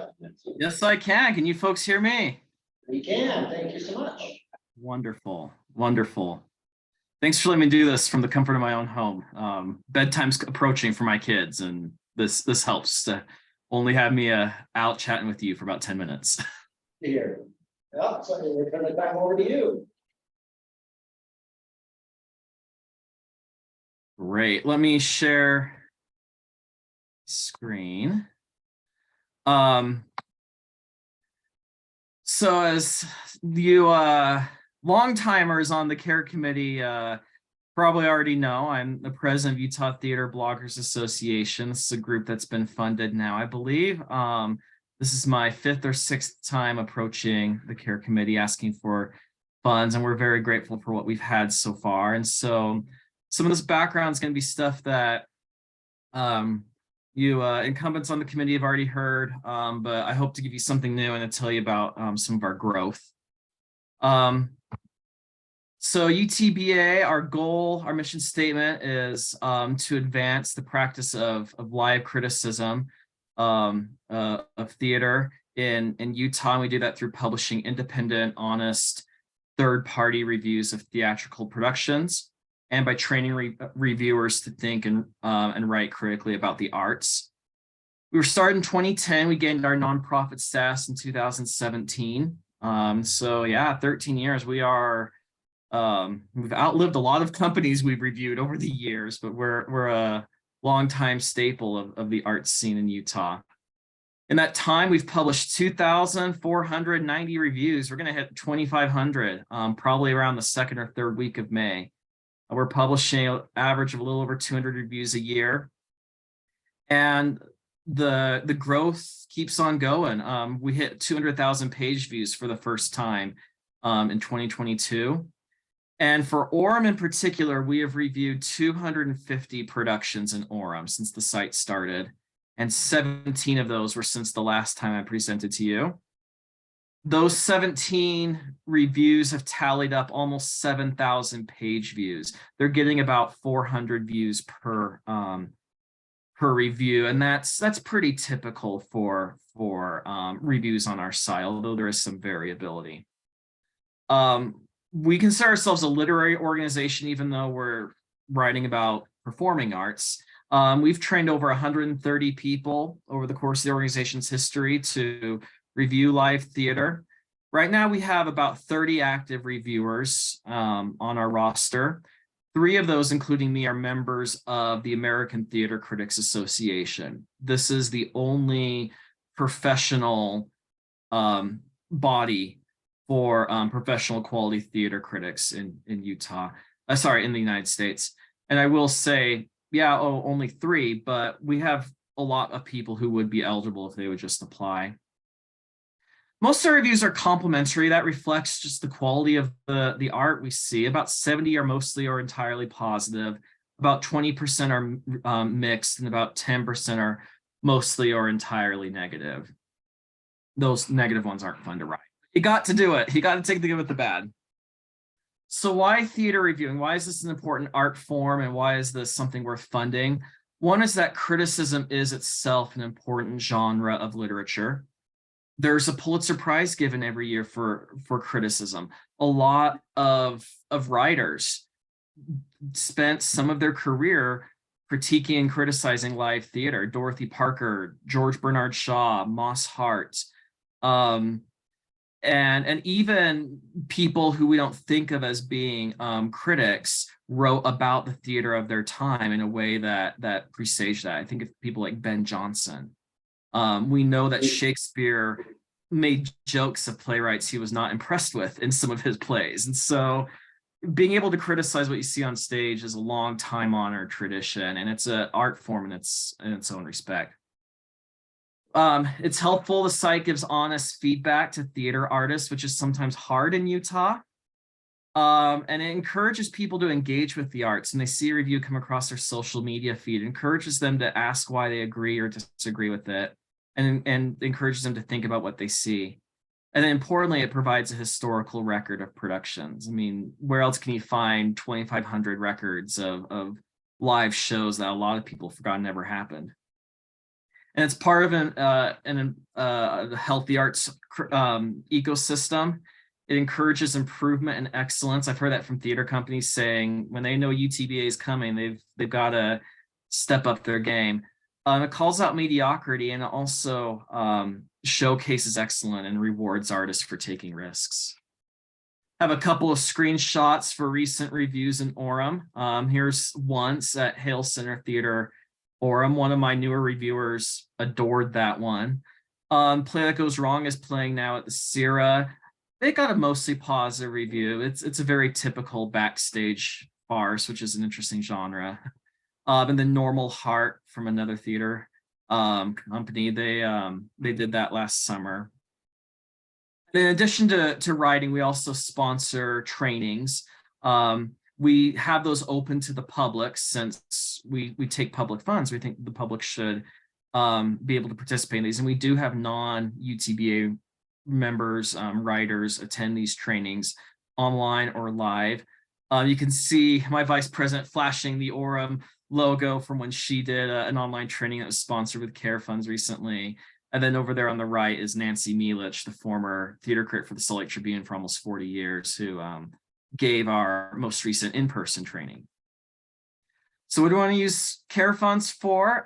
We project next fiscal year, we'll probably review about 15 shows in Orem at $25 per review. That's $375 we're asking for.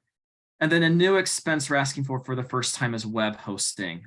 We no longer qualify for free web hosting because we're a victim of our own success. We have too many page views. Microsoft doesn't want to allow 200,000 people to visit the site for free every year. And then also we have too many images because we like to include images with the reviews. We have over 10,000 images, many of them high resolution, and they're taking up too much space. And so we have to pay for our own web hosting now. And that's $60 a month, which totals to $720. That's my spiel. I left about 3 minutes for questions that any of you folks may have, and I'm happy to answer anything you have.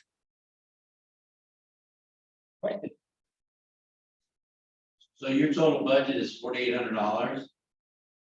That's our annual spending across trainings, paying reviewers, other expenses. Yeah, we spend about $4,800 to $5,500 a year. Where do you come up with that extra cash? We get other grants. We get private donations. We sell advertising space through Google on the site. So a variety of revenue streams. So on the web hosting, it's $60 a month. Mm-hmm. That's a spread out for Orem, or? It would be for the entire site. We can't say, okay, here's money that only goes to host the Orem reviews. It's more of a general operating cost that we're asking for in that respect.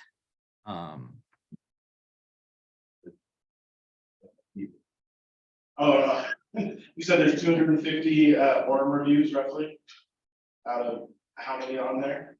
2,500. Yeah, Orem reviews are about 10%. Yeah, 250 exactly. have been on the site, and we're going to hit 2,500 next month in total. And that's about proportional to the city's population size. Actually, I shouldn't say that. The city's arts community size compared to the rest of the state.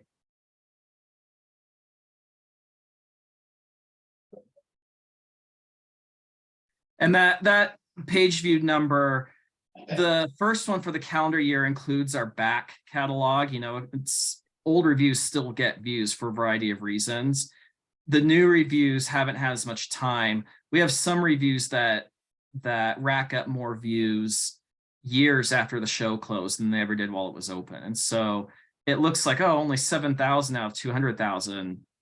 Yeah, because that 200,000 is, you know, thousands upon thousands of reviews that have had years to move up in Google search results and stuff. So you look at what we gave you last year, and, you know, there's a lot of, that's a big, you know, there's a big pie and everybody wants a piece of it. So are you able to still, if you get $500, that's still doable for you? Or is that- Yeah, we cut back on the number we're asking per review because Grassroots is shifting their production more to Salt Lake County, and we're still not at UVU. So we asked for less per review, but that web hosting jacks it up. If we got the 500, we would definitely still be able to handle reviews in Orem and pay our reviewers for that, and they deserve to be paid. They're very good writers. It would cover a piece of the web hosting. We'd be grateful for that. Obviously, everyone would like more money than less, though. But we're grateful for whatever we can get. What do you mean by we're still not at UVU? So it is professional arts reviewing ethics that, except under extraordinary circumstances, you do not review publicly an arts production of any sort, a concert, play, whatever, without making arrangements for the review in advance. So these companies give us comp tickets, 2 comp tickets per review, and then we write an honest review in response. We haven't regularly reviewed at UVU in a while because they often didn't like the content of the reviews, but that's their right. You know, it's considered unethical except under extraordinary circumstances to review people who don't want to be reviewed, and we respect that wish of theirs. If we did review those, you know, that number would probably go up to about 21 or 22 Orem reviews in a year. But they're not eager to have us back. I'll just say that politely. We still love them. Okay, Russell, we thank you for your time and. Thank you. Good luck with all of these rest of these presentations you folks have to get through. I know it's a long night for you. Thank you. Take care.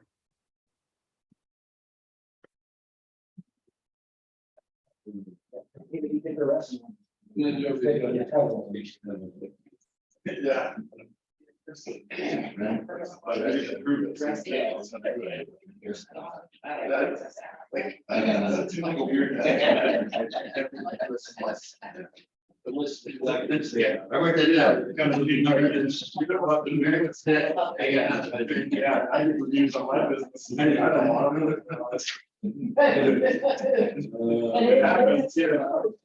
you go. 1, 2, 6.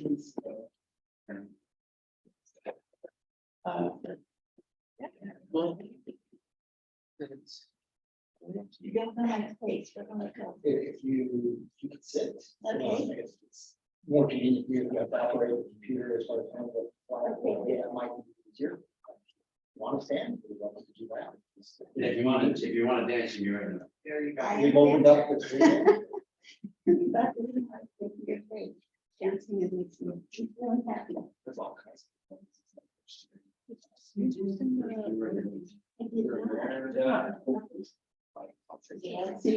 Is it in PowerPoint?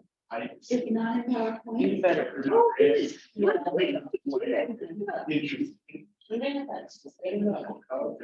That's resonance. Dave's always. Okay, so if we don't get interpretive dance later, Dave. Oh, interpretive. He loves it. Yeah. Is it in the video or? Or black man or something.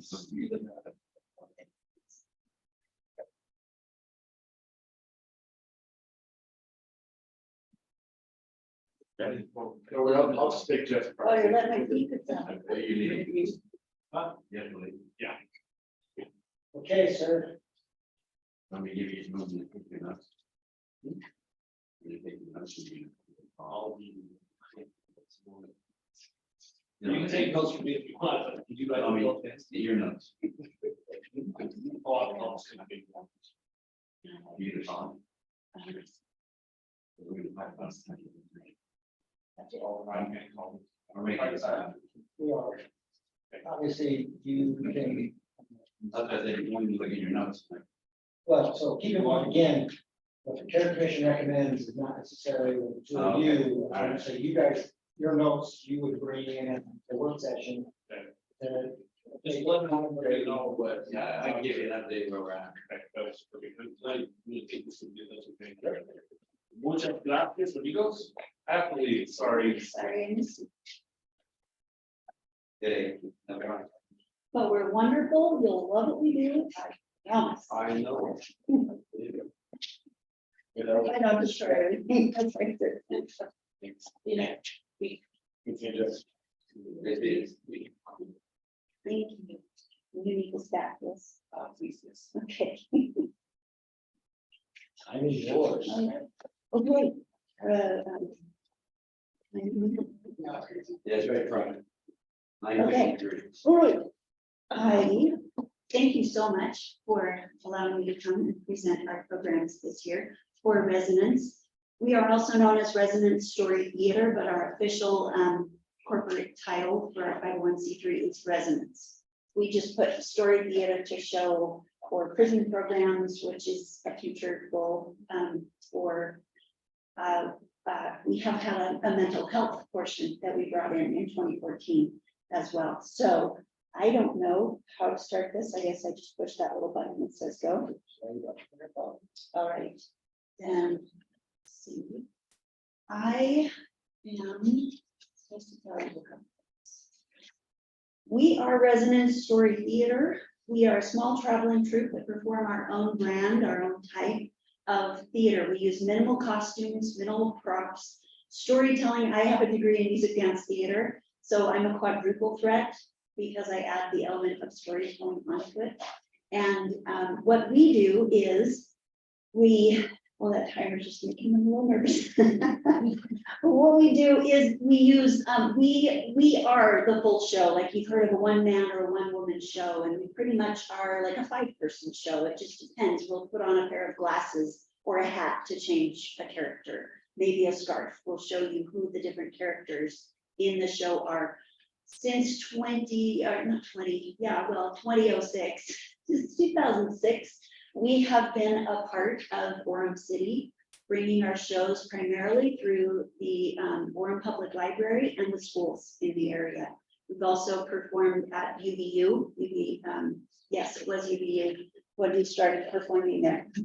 I would like to show you just an introduction by way of video.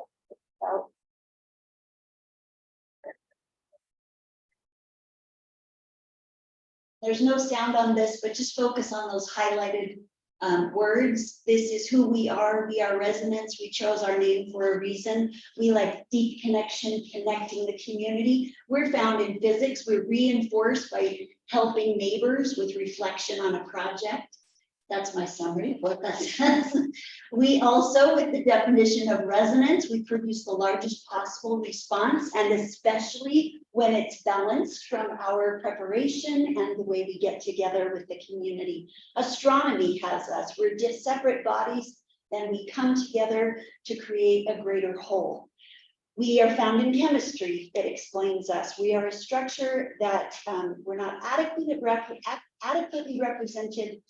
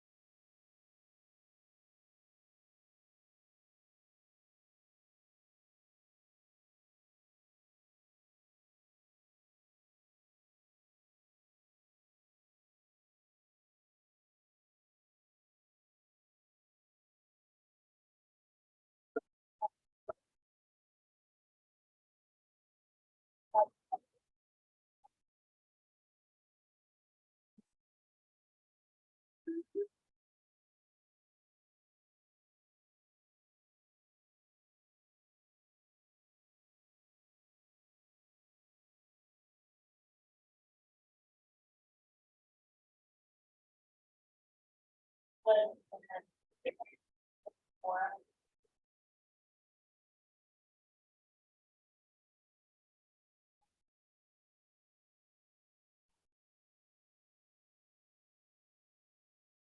did in 2013 with the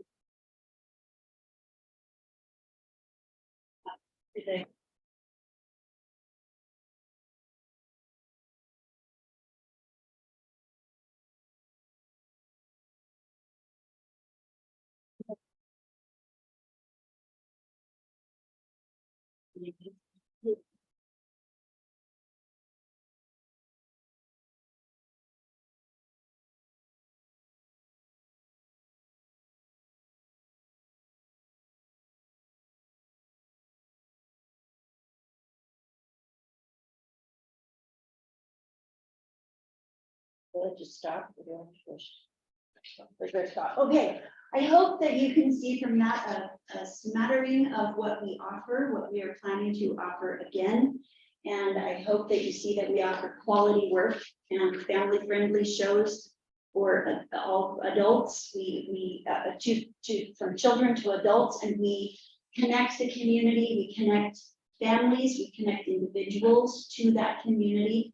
We have started working with the Utah Humanities as well. We received a grant from them last year. We are petitioning them again this very week for another grant to help fund particularly the National Youth Program.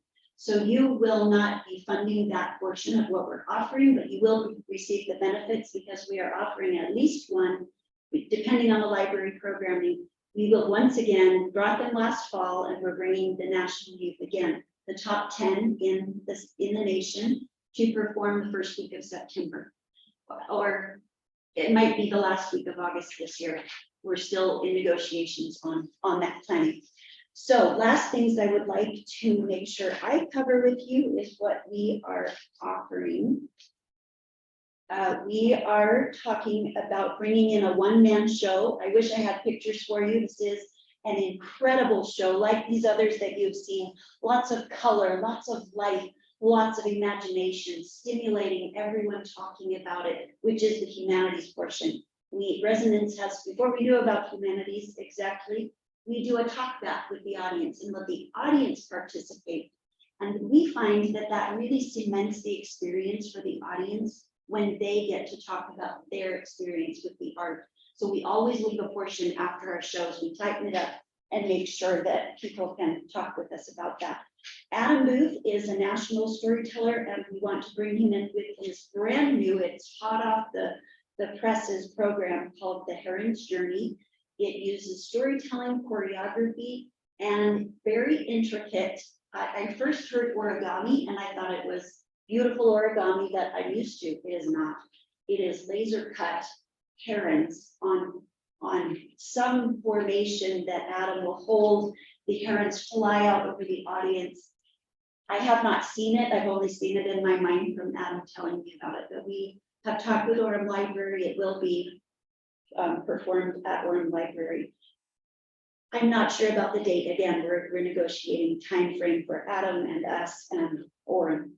We will bring the National Youth Storytellers back. We are proposing to conduct some workshops for adults for that back in 2014 when I needed to take a hiatus for a few years. That's why you haven't seen anything since then. I learned from the mental health program that we brought in that I needed to listen to my body and what I need for my own professional needs. So I took a little bit of a break, but here we are again. We are always devoted to Orem City. We love Orem City's support in the past. Everything that you saw has been supported by Orem City. We also have funding from other sources. We do not rely on you alone. And the other program we're looking to do in conjunction with the Orem Reads is bringing in an original one-woman show, Mary Shelley's Frankenstein, by storyteller Lori Allen. She's up from between Ogden and Farmington is where she calls home, but she is very excited to come down and do her production, and they're excited to receive it based on the funding that we can drum up, receive, and have people believe in us. And I have 38 seconds left. I will turn it back to you. I hope I've covered all my bases. And if you have any questions, I understand that's where we go now. How many events are you gonna run in more this year? 4 or 5. The 5th would be spooky stories. I have 2 books on real ghost stories. And I know a lot of people who do ghost stories, and or our library is very interested in posting us for Mary Shelley's story, as well as some good ghost stories. Whether they want them scary or real ghosts are not scary. They're very pleasant, but we're hoping that we can just offer that. I have friends who will do it for free. And we love Orem and want to bring people in and they want to be a part of it. So have you been, you've been doing shows in Orem for how long? Since 2006 with And then- residents. And then, Before that was so you guys are CARES Act money. Pardon, have I asked before? Yes, we received grants under the umbrella of Utah Storytelling Guild in 2006. 2007, we were still under their umbrella because in November of 2007, we realized that more Utah Storytelling Guild members could receive grants if we went out on our own and we could represent ourselves better. So we did through our CPA, who's still with us, we got our own 501c3. So since November 2007, we've been functioning on our own. And then, And from then until 2014, every year we did receive care grants, mini grants. That you just took a break. And we took up, I lost all 4 of my, all 4. There's a folktale about whether or not you count yourself in a group. There were 4 of us original founders of Resonance. I'm the last standing. But I do have a committee that works with National Youth Storytelling, and I have a board, a small board now. It's different than if you look up on our website, we're asking for monies to redo our website. If you look at it, you'll see why. Because it was beautiful at one time, but we definitely need to reach people through a new website and our social media, which through our Utah Humanities grant last year, we really revamped the National Youth Storytelling. Please go look at Youth Storytelling. I don't think I put that anywhere. Youthstorytelling.org. And that is a beautiful new website thanks to Utah Humanities. are you tied to the Illinois Storytelling Festival at all? I used to work with them and tell stories for them. I was a featured teller in 2006 myself, but we separated with them 2 years ago. I had Resonance, and so they asked if my company would take National Youth Storytelling because I am the director of National Youth Storytelling. I have built that program since 2011. It came to Utah. Your budget is quite large, 30,000. Most of it is in-kind donations. We receive space from people. It might grow even larger with more grant money, but also with in-kind. We're looking to open some programs in Salt Lake as well.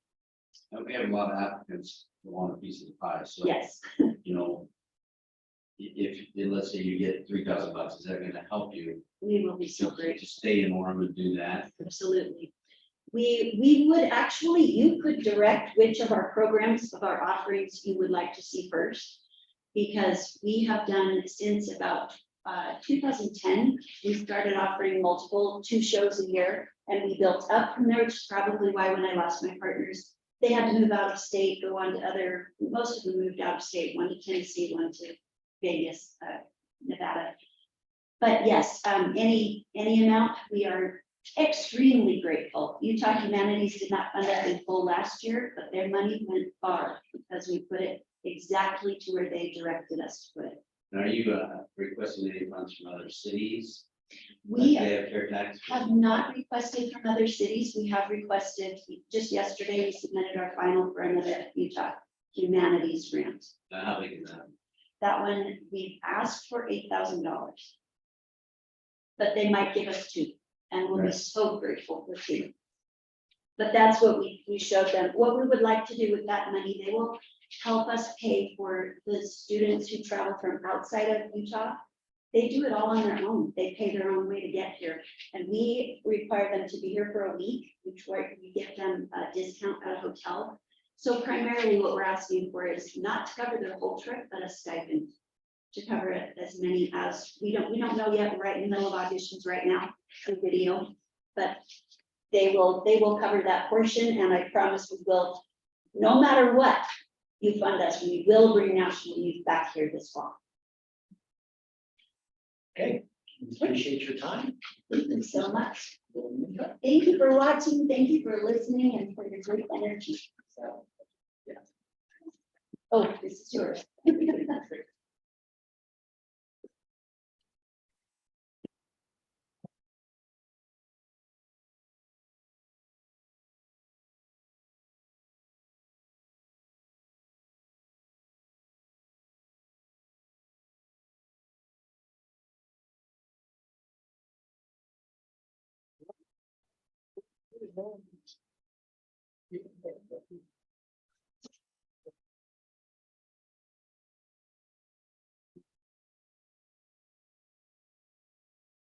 Oh, that's yours. That's your folder. It's fine, maybe. If you got the hard one, I brought the answers. The old fashioned answers. But thank you for being so patient. Thanks for coming. You're welcome. Thank you. Have a good night. You too.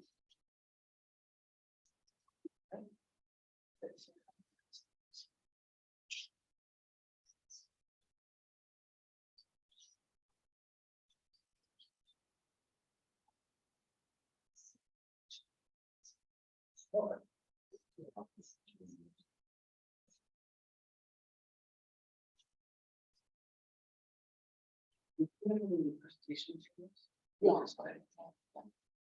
Our set of times. Have you been on this flashlight? On that one? Yeah. Because we have someone, Laurel, one of our characters, that's how we're sharing this. Great, yeah. One of the that you guys can see or. Slides. PowerPoint. So is that gonna work? Do you save it as a PDF? Good. So do not have them in that. So you can have them in that. It should be in order, yes. So that you have to background. Yeah. Yeah. So on that. Yeah. Well, in the meantime, we can have friends.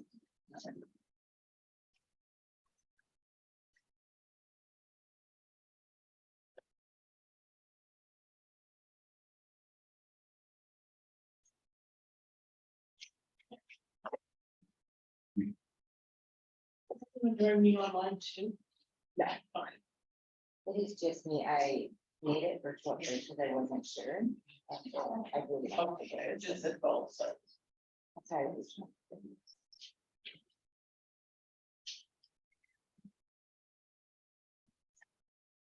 Yeah.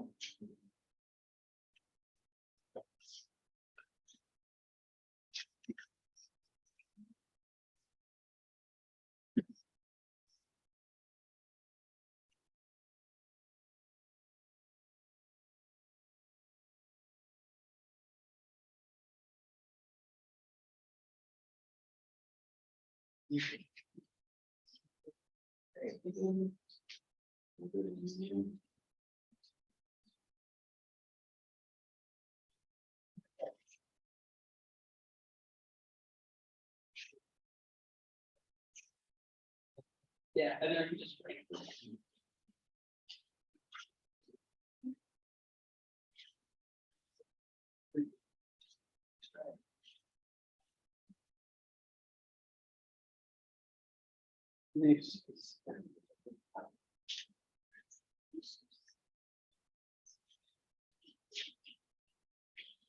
Oh, yeah, and then go.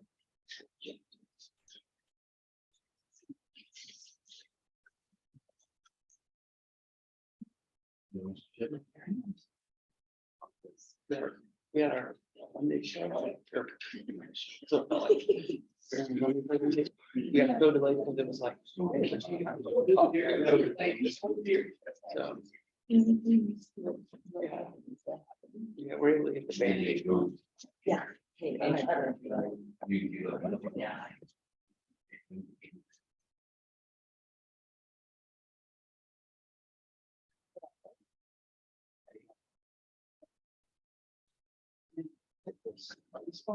It will like, it's not.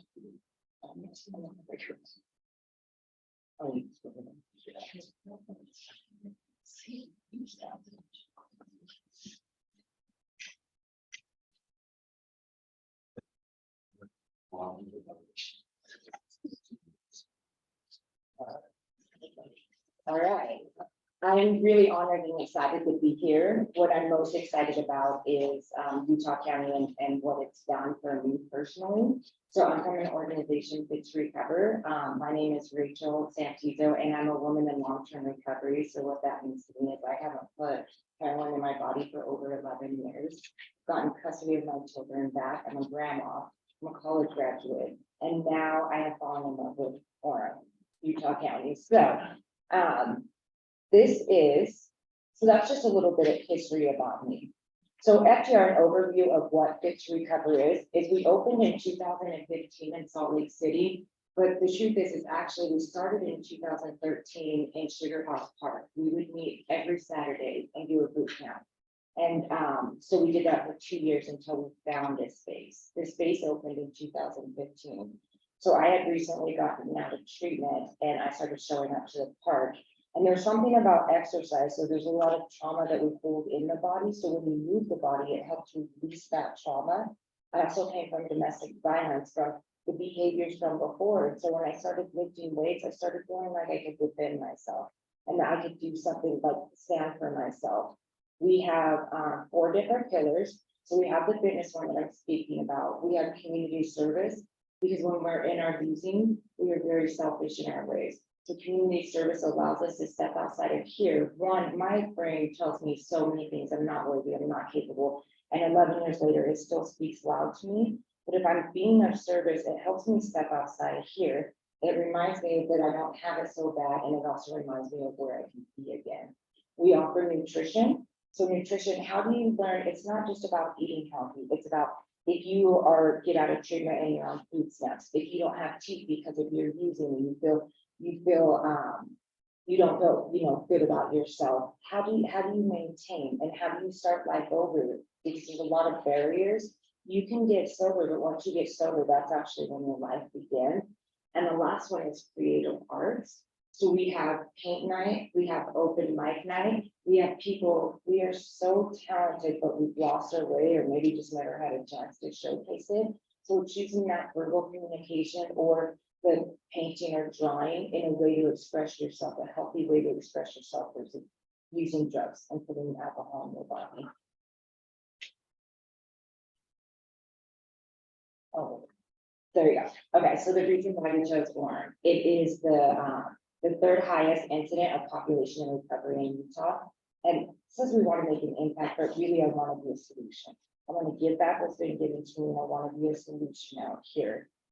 We have 5 treatment centers. One is a youth, one is detox. We have residential and an IOP. So there's no limitation to what the treatment centers can be. I want to be more in the youth. I want to get in the jail. I actually teach Fit to Recover in the prison. So I'd love to get into the system out here and show some different ways for people that are incarcerated. We started out, I recently took over about 3 months ago. I came out to a class and I saw one of the guys and he said, at that time, we only had 4 classes going, that's it. And I was like, oh no, that doesn't work. Like addiction does not rest. We need to have more. So I brought up a Saturday class. And since then, I came up by myself and there was like 2 people, but now we have at least 20 to 30 every Saturday that show up to this boot camp class. So one of my goals is to definitely be open 7 days a week. That's really important to me. And then we want to offer, well, I'll go through that, sorry. I'm like all nervous. Some of the great things that we have coming up, in addition to the schedule that I've given you, we have a 5K this Saturday. Our very first one, and we have 102 people in recovery running it here in Orem. And I'm so excited about that. I was like, oh, 20 people sign up, I'm great. We have a sound bath, so May is Mental Health Month. So we will definitely do things, we are trauma informed and we do things intentionally. So we're doing a sound bath after a workout for the mental health. We're also doing a hike for mental health and going with some community partners. the Phoenix and Legacy Outdoor Adventures, not sure, but we love collaboration. What is the sound bath? The sound bath is where they do like the yoga, but they also have the big bowls. And it's like a Okay. meditation. Okay. And then on the 29th, so that's Memorial Day, we will be open regular hours. Because holidays are one of the biggest triggers, so it's very important that we're open. We also, I'm really excited about this. After our fitness class, we have Clean Slate Utah coming out. So we can have them come and do some screenings for expungement of records and breaking down some barriers. So they will be screening people and it's free and anyone can come to that. All right, this is some of our fitness classes. I love this circle. So what we do is everything's intentional. We always sit in a circle. No one's in front, no one's behind, and we're in it together. So at every class, we circle up together, we begin, and we end together as well. Our nutrition, so what we're doing for nutrition right now, we do not have a kitchen, but we do bring meal prep up. I pick it up every Wednesday. I'm from Salt Lake, so I drive from Salt Lake. But I pick it up Wednesday and I bring it up for people that buy the meal prep. Creative art, so we do a paint night, and that's included in the memberships. And then I'm bringing an open mic night, that's next on my list, and it will be happening soon, within the next month or two, but I'm really excited about that one. And then this is the service, this was our last month's service project, we went along the trail and picked up trash. And so one of the things we'll always do is pick up trash, because we want to make an amends to the community that we've done a lot of destruction to. And then some additional things I'm very excited, Emotions Anonymous. I'm sure you've heard of AA, different anonymous meetings for people in recovery. Emotions Anonymous, we were the first ones in Utah to bring this meeting. And it's more around the mental health and the emotional awareness. Because once you remove the drugs and alcohol, I still work on this thing. I'm still doing the same things I did when I first found sobriety. I'm still doing them. And so it's that emotional support and staying connected that way.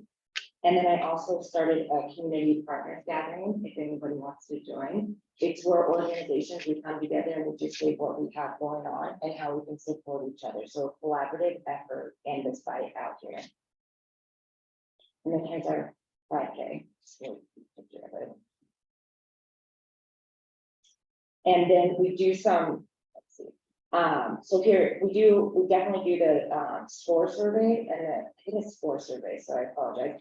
And 97% of people responded yes when did this class help with their sobriety. So you can see the responses were over the 90.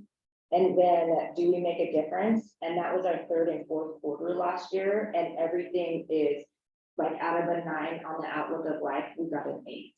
So we scored very high from the anonymous surveys that we do. And then Ramsey, he's okay if I tell you his name. I wanted to put him in. Ramsey is a 62-year-old that I just like to read what he said. My higher power led me to FTR. I saw the orange class flyer on the wall at a 12-step meeting place. Thank you to whoever put that flyer up. Up until then, I had 3 months of the darkest tunnel in my recovery in over 19 years. From my very first boot camp, FTR became the light at the end of that tunnel. The love, friendships, and unity that has returned a simple joy in my life. I felt totally helpless and alone in this trial I've been facing, and now I do not. What else can I say? So he has 19 years of recovery, and he comes almost every day.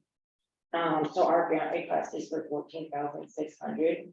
The classes right now, I'm the only instructor, and in order for us to grow and to bring more accessibility to for classes and for people to come in, I definitely need some help out here. And also, I never want to close down our gym, so if I'm not here, it doesn't happen, and I come from Salt Lake. It just, what if something does happen? And then the visual arts, the paint night, we want to keep that going. We also want to bring the open mic. And then our community service project, so we get gloves, we pick up needles, so we need to have certain equipment to go out every month to go pick up trash. Along with the community service, we give community service hours, so anyone can come and receive hours. I want to do a food to recover. It's on my list. I don't know exactly what it looks like, but I'd like a nutritionist to come in and teach some kind of class. And then more fitness equipment, because we've grown so much. We don't have enough equipment for our classes. And then I just wanted to show you, so I'm the director out here and I've also hired Alex. So we started out with no employees until 3 months ago. We had 4 classes that people from Salt Lake would come up and teach. But now I'm out here full time and then Alex is also from Orem. Although I'm from Salt Lake, it is very important to grow Orem with Orem so we can provide. It doesn't matter your background, it now matters how you show up and what you're doing with your recovery, but also providing employment or teaching people new skills as well. Okay. Yeah, so your total budget is 1.5 million. I'm sorry, what? Your total budget is 1.5 million Yeah, for Salt Lake. for Salt Lake. So Yeah. in Orem, I'm gonna have to find that out for the Orem. I think our budget, I mean, I think it might be like 200,000, but I don't know the exact budget, but I can bring that and answer. then how do you get your money off of memberships? Right, well, grants and memberships. So our memberships are $30 a month. So what type of grants do you get in each account? We're using, that we're getting here. I don't think we have any So- grants. So besides my this. question to the director. Yeah. Yeah. Would this be something the CDBG could help with? Yeah, I did tell them about CDBG before. But it would be too late this year, they could have Right. done next year. So, I mean, my thought is. This is right down the CDBG. Yeah. Road. And I don't know if it fits too much here, but Yeah, we funded them last year, care, with it. Yeah. it's recreation. Okay. So you, And I can give you the exact numbers. I wasn't sure like which ones you would ask since I just taken it over. So this is my first one. so in the last year, you requested 99.99. Now you're. Requesting 90 for 14.6. Yeah, and I think last year, did we receive 4,500? Right. 4,000. I knew that, right.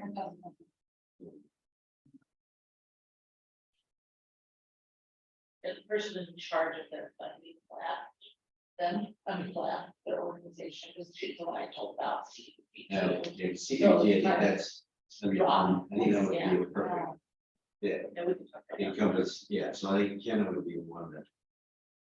Every year they do this CDBG, which is lower funds. Okay.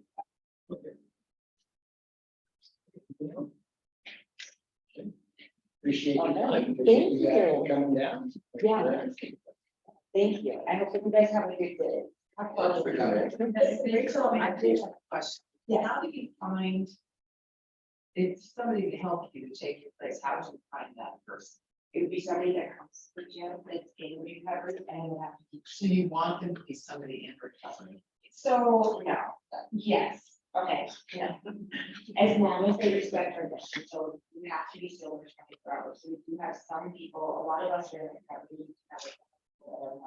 So if you can train or you can do, you don't come and sound like that or talking about anything that's treating at all, we're very trauma informed. So we have no scales, we have no fears, we work out as a group, we don't have any single like workouts, it's all together. We have the community of policy. So I would have them go, I would see how they're with the population. I just wonder, my husband's a fitness trainer, that's why I wondered. But he's not somebody in recovery, that's just his job, that's just what he does, so. Please have them call me. I would love that, I would have them try it. Like, I'd like him to come and see what you do in your class and see if he's. That would be fantastic. I would love that. Yeah.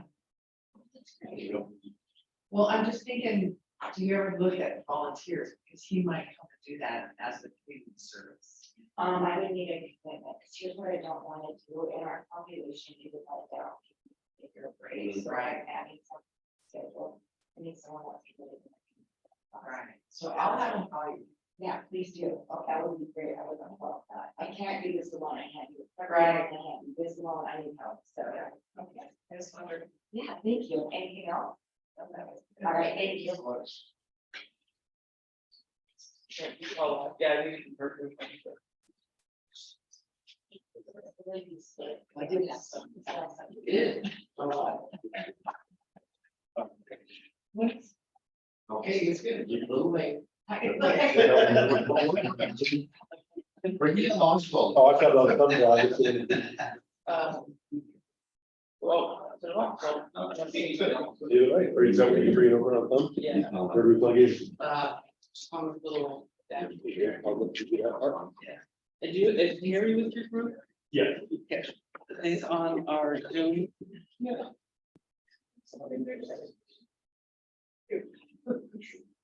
Oh, yeah. I want to share.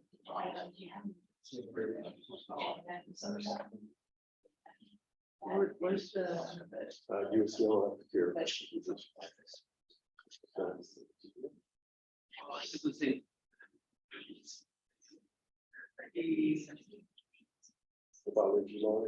No, it has to be like. Oh. Has to be peak. Oh, okay. Yeah. Yeah.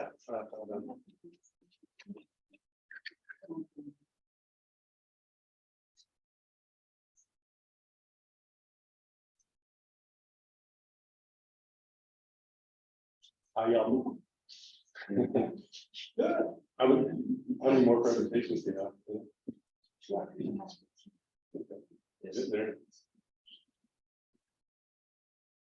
Just space bar moving forward on this one? Yeah, and then all that's very. I'll leave it as you're letting Terry in. I'll go ahead and get started because I know you're crunched on time a little bit. My name is Brian Chapman and I'm with Utah Live Concerts Foundation. And our president, Alan Bruce, wanted to be here tonight. He had to leave, on a state on a family medical emergency, but I'm here to speak on his behalf and on behalf of the group. And I've made these presentations the last 2 years. It's nice to see you here instead of being on camera and on screen. But so we're talking about Utah Live Concerts Foundation and an event that we host in partnership with Orange City called Come Together, or also called End of Summer Concert Series.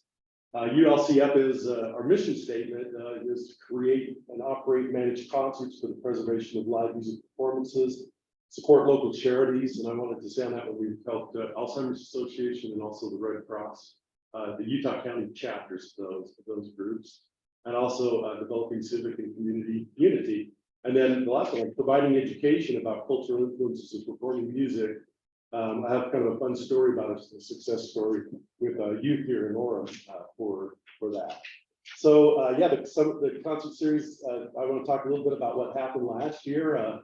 We received a grant, a CARE grant, and we had a great turnout. We had 3,200 people over the 2 days. It's hard to get a count because the concerts are completely free. It's a 2-day full concert series that has 21 bands play. And I don't know if any of you were able to attend, so a couple of you, good. And so we try to keep account of those unique faces. So the 3,200 is the unique faces. We might have somewhere around 1,200, 1,400 at any given time, usually on Friday and Saturday evening. But we had some great accomplishments this last year. We really held a successful event. We've done this in partnership with Orem since 2017. We did it before this as a neighborhood big celebration event over in the Orem Community Park for 15 years prior to that. So it's been fun. But we've expanded our youth band program. We worked with Dave Wilbur Rock Labs here in Orem, and also with the School of Rock that has 4 youth bands that have played with us. And the great story is we do a guitar giveaway from Best of Music here in Orem. And one year a person won and he said, I've got lots of guitars. So he turned around, called somebody out of the audience, and it was a kid. He handed them the guitar. This was about 2 years ago. And the kid said, and they said, have you ever played guitar? He said, no, I've never played guitar. 2 years later, so 2022 concert, he got up there and played with one of our bands. And it was just so thrilling to watch that. He just had this big smile on his face through the whole thing. So we really worked to expand the youth band program. We had a lot of audience and community activities, things like inviting the Orem High football team and Mountain View to toss football, do a football toss event, darts. We had big lawn-sized Jenga, So we try to make it more than just music. It's a really a community getting involved action event. It's very, because of that, it's very family friendly. We also did a senior outreach program last year that was so fun. We did a Beatles showcase. We had 6 bands play 30 Beatles songs, and we invited everybody from the Orem Senior Friendship Center and from other local senior centers around the area. And so on the Saturday afternoon, we had a bunch of seniors show up for this Beatles showcase, and it was a blast, a singing along. We were part of the Summerfest parade last year. We brought in a car show last year for the first time, vintage car show, and it was very successful. In fact, they gave out a mayor's cup awards, the Orem mayor wasn't able to make it, but he was able to see the cars and pick a winner, and we gave an award on his behalf. And so we do this through a combination of grants and business partnerships. One of our big pushes for next year is, as it is every year, we want to increase that reach. Just for example, I just was handed this today. We had in 2021, we had an advertising reach over Facebook of 4,000 people. We increased that last year using Caribou funds to 67,000 people click-throughs on our ad for the event, and we saw that really manifest in the participation of the people that were going in. So here's some examples of the billboard that sits on University Place Mall, the signs we put around the city, KSL Radio, Daily Herald picked it up, covered it. So the 5 minutes, so there are only 2 more slides actually, so it's perfect. So our big push for 2023, why we're asking for care funding, again, is to really increase that event visibility. We want to do more with that. We have a great press team that does press releases and public relations. We want to get the word out. We feel like the Summerfest participation helped quite a bit. The increase in ads over online ads, and the viewership there really increased, and we want to keep doing that. We also want to create more community events. And in order to do that, we actually have hired contractors that are MCs for the event and also activity directors. And they don't just approach it like, hey, let's have a game or something like that. They say, how can we get people really involved? So they did trivia contests and football throws and all of that. They give away lots of prizes, and a lot of them are donated by our sponsors, but they want to get even more involved. One of the ideas, for example, this year is to host a breakfast on the Saturday morning for the families and the youth that participate in the youth section of the concert. So that's a new activity that we hope to use funding to kind of promote and push that forward. We do want to expand the showcase, the idea of the Beatles, but we're going to be doing surveying of our audience to see what they'd like to do. The idea was that we do this on a rotating basis. We thought about doing maybe Woodstock era songs, or maybe a Billy Joel, Elton John, Piano Man showcase. So there's all kinds of ideas, but we're going to ask the audience. We're not going to just come up with, we might try some of these ideas out there. We'd like to see what they'd like to see. So that will go out to our extensive list as it grows. We were bringing back the car show. People loved it. Hope to do the Mayor's Cup again. Another thing that we're asking for funding for that we think will be really fun is we've always talked to the care committee in the past about doing a fireworks show. And the reason for that is in 2020, as you recall, your Summerfest wasn't held. And so they had the fireworks still they had it. So at the end of summer, they brought them out to our event, which we loved. And we shot fireworks off and people just went bananas. They said that was fantastic. So the idea is Summerfest is the bookend on the front end of summer, and this end of summer showcase series with some fireworks at the end. Well, the fireworks shows, we called your supplier, and they're expensive. Yeah. Yeah, that was $1,000 per minute plus 30% for the stock funding or something like that. Kind of crazy, but we've been exploring this idea of a laser light drone show, which we think would be fun in a rock concert festival type setting anyway. I think that would be really fun. So that's something that we are looking to use the potential funding on. And really the care funding, it really hits, when we get the care funding, we try to be good stewards with the money. We focus in 3 areas: on the marketing side, on the operations side. Costs a lot we take that pavilion out there, we transform it into a major stage. We put a big arch lightweight on it last year, and did a lot of really electronically controlled lights and all that. We continue to do that, and the care funding doesn't pay for all of that, it just pays for a small portion of that. So those are the kind of things that we try to put a little bit of, we invest some of that along with our sponsors' money to make that staging and that operation side really work well. The operations, again, with the activities and all of those things that I already mentioned.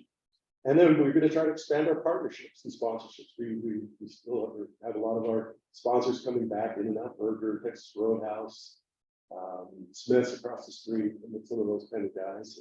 That's it. I have a whole minute left over before questions, but I know I spoke fast, but our format idea is just to talk about what worked well. We really appreciate getting funding and what we intend or hope to do in this next year. So questions, yeah. It's a lot of fun. So my thought was, you mentioned breakfast. Yes. You know, would that be something that maybe you do breakfast as a fundraiser? Yeah, you know what, we had talked about it initially, trying to do Kiwanis Club does it, there's Summerfest, so they. right. We thought about trying to maybe get a sponsor like Macy's or something to sponsor it and keep it free for those participating families. You're right, that's a great idea. $5 and somebody donated, but then that's more money than you can use to reinvest. Right, the other model we're using on that is Raspberry Days with Fairlight. They do have a funded breakfast that they do, and it's a great fundraiser. They make these huge breakfasts for Raspberry Days. And then my thought was on the fireworks. You added something that maybe Woodbury and Mall could help you or something, but not work. Because I don't, for some fest, they don't think it's city page, but it isn't negotiated. Partially. You pay Yeah, there's kind of a private sponsor too, isn't it? For the fireworks? Yes. It's paid through the event, so it's like one. But isn't it donated by? Oh, it is. It wasn't. It has been in the past. Yeah, It's been used. yes, yeah, that's what we heard. Yeah. For about 3 years. Probably have your $1,000. The drone laser thing is great. That's cool. It is. really fun. It's about 60% of the cost, but that's still costly, you know, what I mean, so we're not talking about $1,000. So what, yeah, so 60% of the cost, so 600, more like 600, or 6,000, 7,000 instead of 12,000 or 13,000. Yeah, it's still pretty, she's talking big amounts. So a lot of that would depend on this level of you sponsorship. get rid of flashlights. Yeah, we look at getting quotes for Orange Fest for the drones for supplemented, so for the football, I won't get too deep on this, but it No. ended up being almost about the same as fireworks. By the time we got down to it, so. Yeah. Yeah. Heck of a lot. I know if we're talking to the same people, but that'd be good, we'd love to share notes on that too. So let's see. So your main expenses are just your operating expenses, your sound, light, whatever, that's Right. basically your main. And if we rented all that equipment, which we do, just straight out, it costs around $9,000. I think we put it right in there, it's 8,800 and something for the staging, to convert that stage. And that's with the skilled labor and that sort of thing. So I think the care funding, for example, last year, I think 1,200 of the care funding that we received went toward that. The rest of that came from sponsorships. So it's not like we're asking for them to pay for all of that. I think that's a great thing you do, and I think I bought you chairs at Rock, so I could go there and sit at Rock. Yeah. It's and I think it's well known, man, you said to book in the Warm Fest in June, and that's the closure, I think.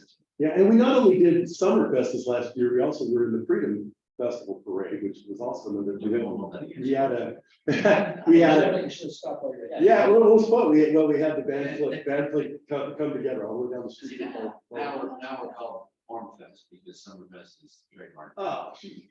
So it's not gonna be Warm. Festival. Oh, It's shoot. gonna be Warm Fest, but that's, Well, that's cool. what you do, I think, if we get the word out more, advertising, I think you get more people, but it is packed all day. We're gonna try to coordinate better to get some advertising in the Orem Fest brochures. Yeah. That's something we'd like to do. We talked about it last year. We'll do it You can call right away. right now, Is there- like yeah, immediately. Yeah, So just email me. yeah. Gina Berkson is gonna check into that. Is that expensive? I mean, you can get a full page ad for $1,000. mean, we just need to run that through for our guys, and again, we're on the front end of funding for this year, and we've done a lot of planning. Just put it in the back. Okay. Okay. That's Appreciate it. your time. Thank you so much. I appreciate it too. I appreciate your feedback on that. And I think the fundraising breakfast is maybe a potentially great idea. Another way to generate some money. Yeah. No, shoot. Here, but That's okay. He's our treasurer, so he's the one that sends all the. Thank you so much. Thank you. Have a good day. You have a good one. Yes. Yeah, we're sunshine.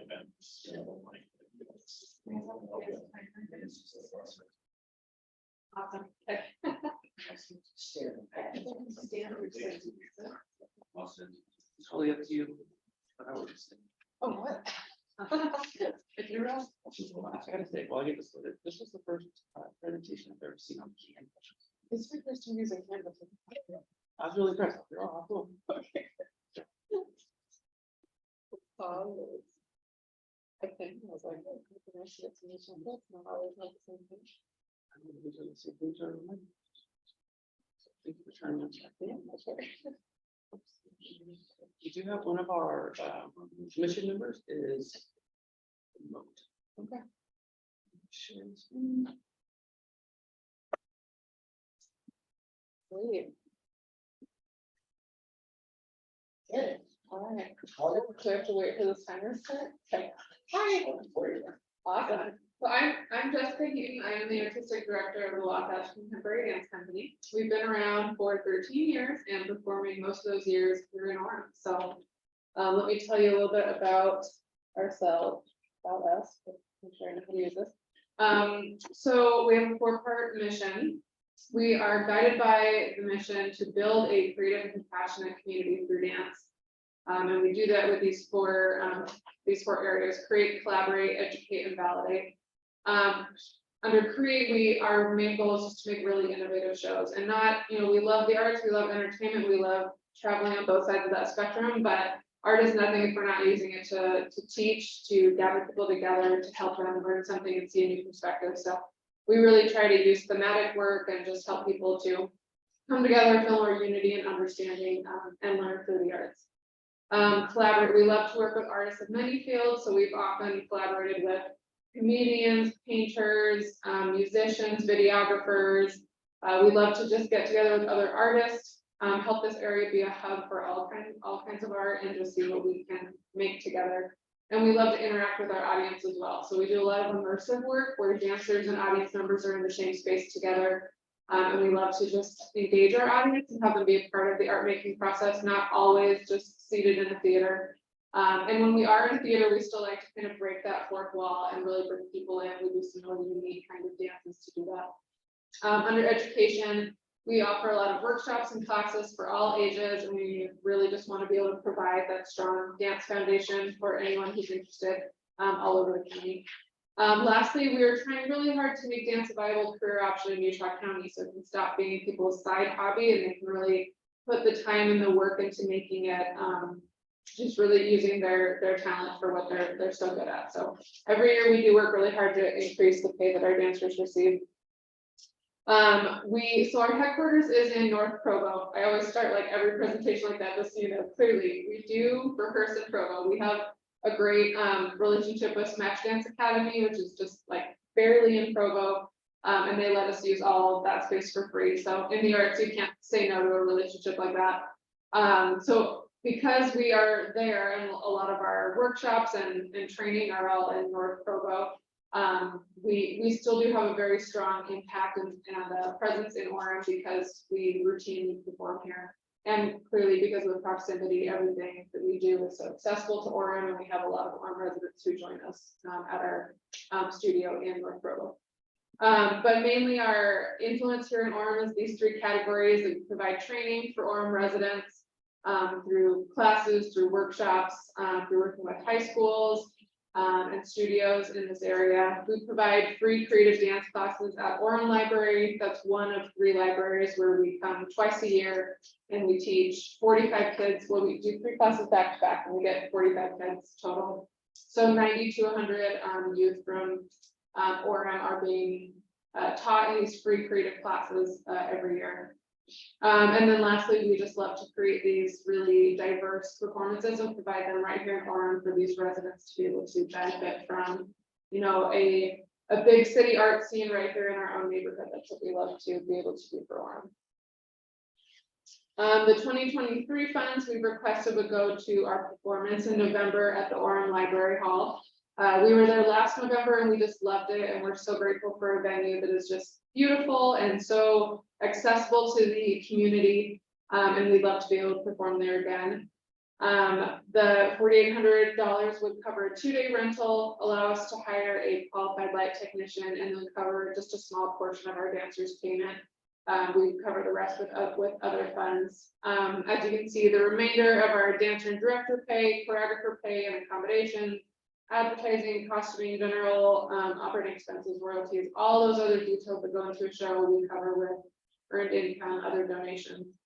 So we're just asking for a small portion of the overall funds that would cover this project. This project is still in planning mode, but this is a tentative lineup for what we'd like to present there. We have an opportunity to make a trade with a company in New York City. So their director would come and choreograph on us, that's Kaylee Pruitt. And then I would go to them and I would create a dance film, and the film could be used by both of our companies. So we would have the work by Kaylee Pruitt plus the dance film that we would be able to show in New York and in Utah. This middle picture here is an audience favorite that people have been asking us to bring back for a long time, but it's based on flamenco. And then we also have the winner of our Movers and Makers workshop. That's a workshop we do in June. And it's a professional dance and choreography intensive over 4 days. We have 6 choreographers from across the country come and create work on those 4 days and present these works in progress. And then a team of adjudicators chooses one to win a commission with the company. So they would further develop that piece and it would be presented in this show. And it's really fun to be able to show that winning piece in this concert. And then lastly, a work by Pat Debenham, who is an Orem resident. He created work for us in 2020 that got destroyed by COVID. So it's finally the time we're finally going to get to present it. And we're excited for those 5 things to be on the docket for that show in November, and be able to share that with the Orem community. That is the end of my information. I'm helping you guys catch up on time here.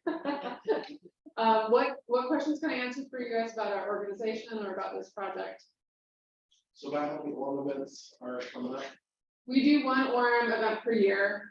We do 4 performances a year. The first one is a fundraising dinner and performance at Conrad Ranch in Provo Canyon.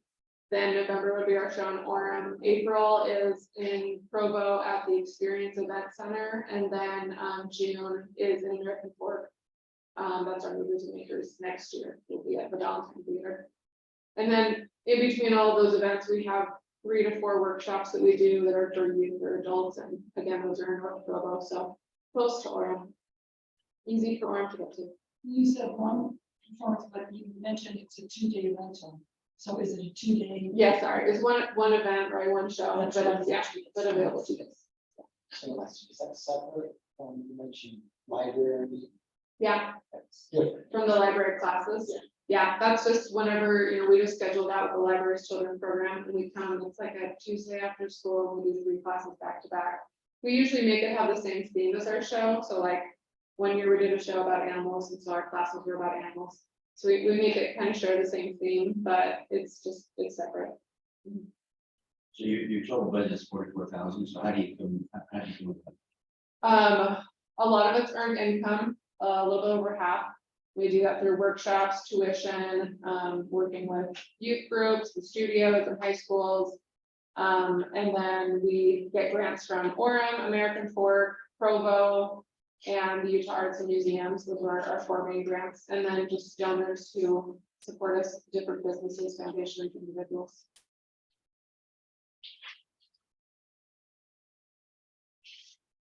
Any other questions? Great. Did I get you back on schedule? Not quite. But thank you for joining. No problem. Thank you guys, I appreciate it. Thank you.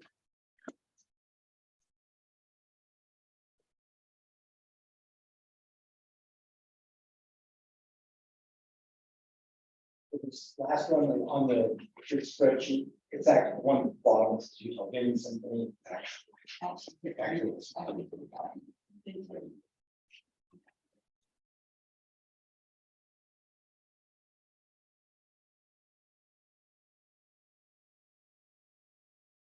Brandon, you talking about symphony?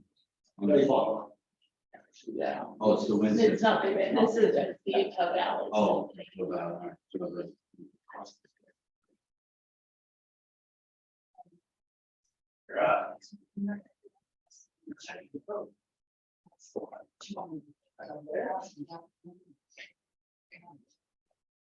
all right. You have one commission member who's participating. Oh. Oh.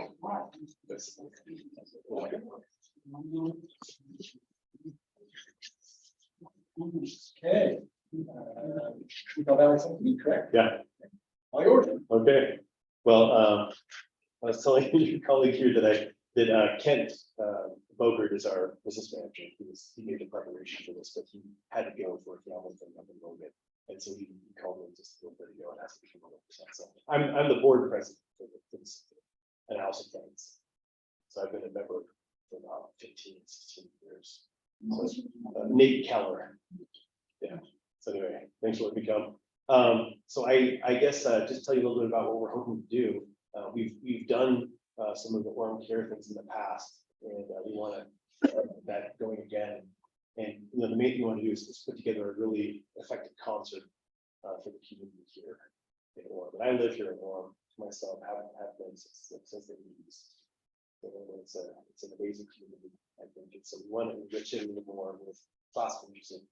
Our family's a big family. I think my parents have 50 grandkids, and we all play some form of music. A lot of it's bluegrass. My main is with banjo, but I play the bass and symphony. But I think what I've seen over all these years is that love of classical music has gone down a lot. And I think a lot of the people who do like classical music don't even know that that's classical music. Like people who watch movies and like Broadway and things like that, they know that they love it, but they don't really know that that's what it is. When they come and see it, they're like, oh, this is, I recognize those sounds. So I think it's my push now. I've been the president here for about a year and a half of the symphony. I really want to push in a direction where we're out there more in the community, and especially for the youth.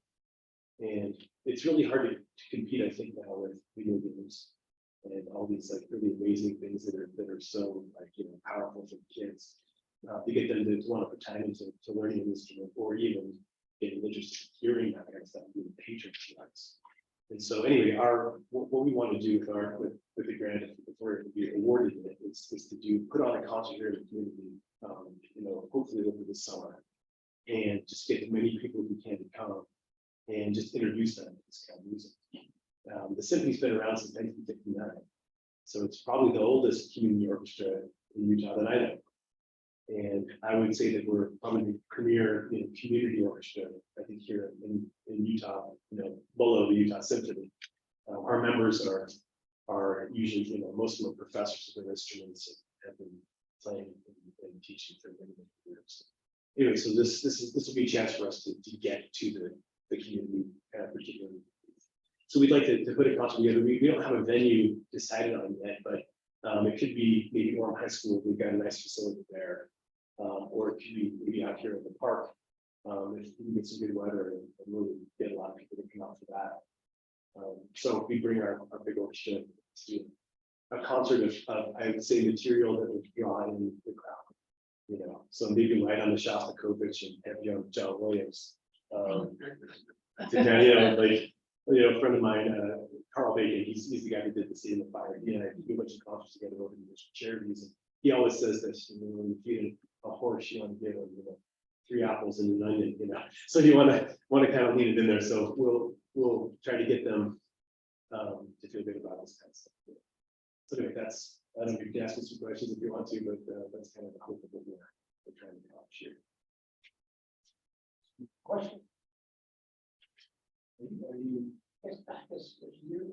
Yeah, we've been around, we used to perform mostly at the Tabernacle in Provo. So we've performed, quite often now, in the past decade or so, we've been performing at the Sierra Shell, usually at least once or twice a year. Adam Robertson's a good friend of mine for many years, he always had Utah State. And then actually it was at one of these type of events, I said, why do you always have the Utah Valley? And Utah said, they're so expensive and they're not even in our valley. I said, well, and I said, it's fast. And so we've done concerts with them, basically every year since then, about 10, 12 years. Last summer we did one with John Smith from Piano Guys. And this summer we've got it booked, obviously the first for Jeremy Jordan, who's the lead in Newsies, a lot of Newsies. So Where do you perform? right now we typically perform at the Covey Center, which I wish was a little bigger, I also sit, even though I live in Orem, I sit on the Provo City Advisory Board. And we expanded the airport recently, and right now we're working on a big facility for soccer fields and pickleball courts. But the next thing on our docket is to try somewhere in the valley to create a bigger venue for concerts. So we're kind of looking all over the valley for that kind of thing. I think music, and the big acts can't come here because they need more seats. The only place you can really perform would be in the UCCU Center, where I've done several concerts in there over the years. But it's not ideal because it's a basketball event, it's acoustics, and it's kind of awkward having it all set up. So it's doable, but we can get a real true venue. Yeah, the Sydney, yeah. That'd be great. Yeah, it would be nice, yeah.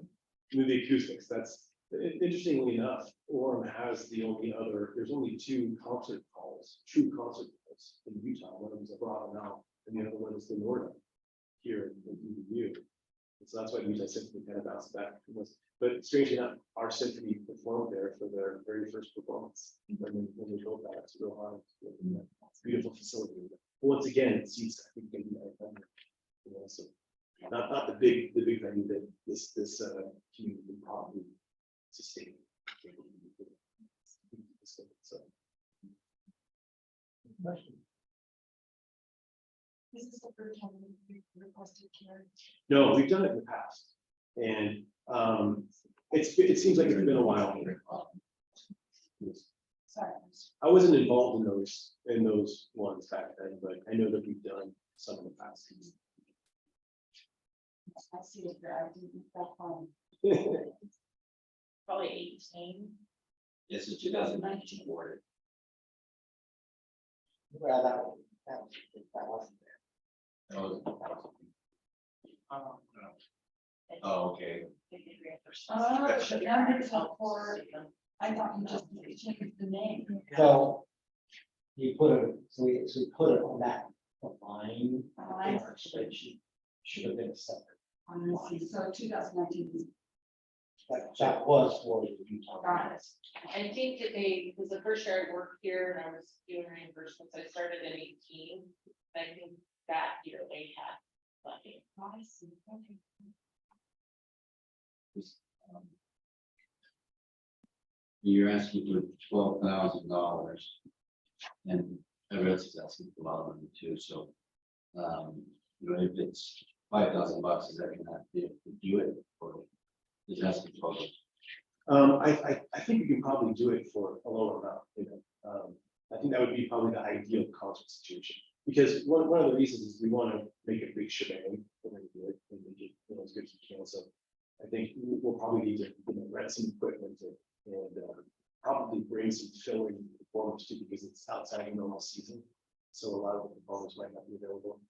Then we'll have conductors and rehearsals and things like that. So I think probably to do it like the greatest way, 12,000 would probably be. And then maybe you can get the just sponsors or something. Yeah, there's some of those things. I mean, if this is more like seed money, so we give you seed money, maybe that can build off. Yeah, that could be a possibility.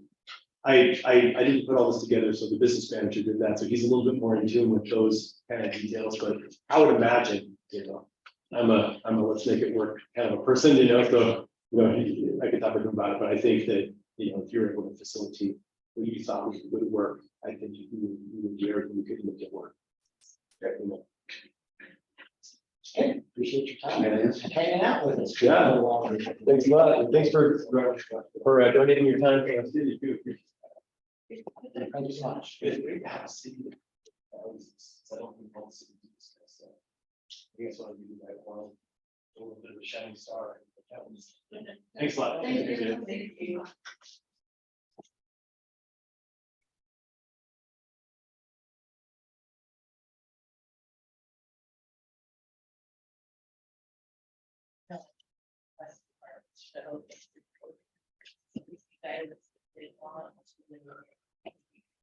You don't have to unless they're about well. Liability.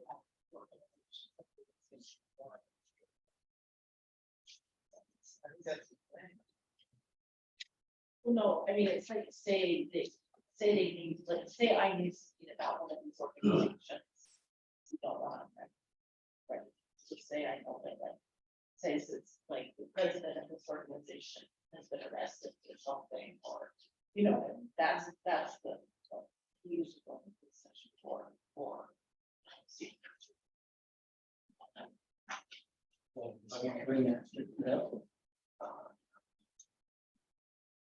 Yeah, so does anyone want to go into closed session to talk about information? That you would like to talk about in closed session? You mean like somebody, Like, I mean, if you want, if you want to say. if you had something that had Right, some personal stuff or you knew. right, yeah. I don't know. She got nothing, so I think move on. Okay.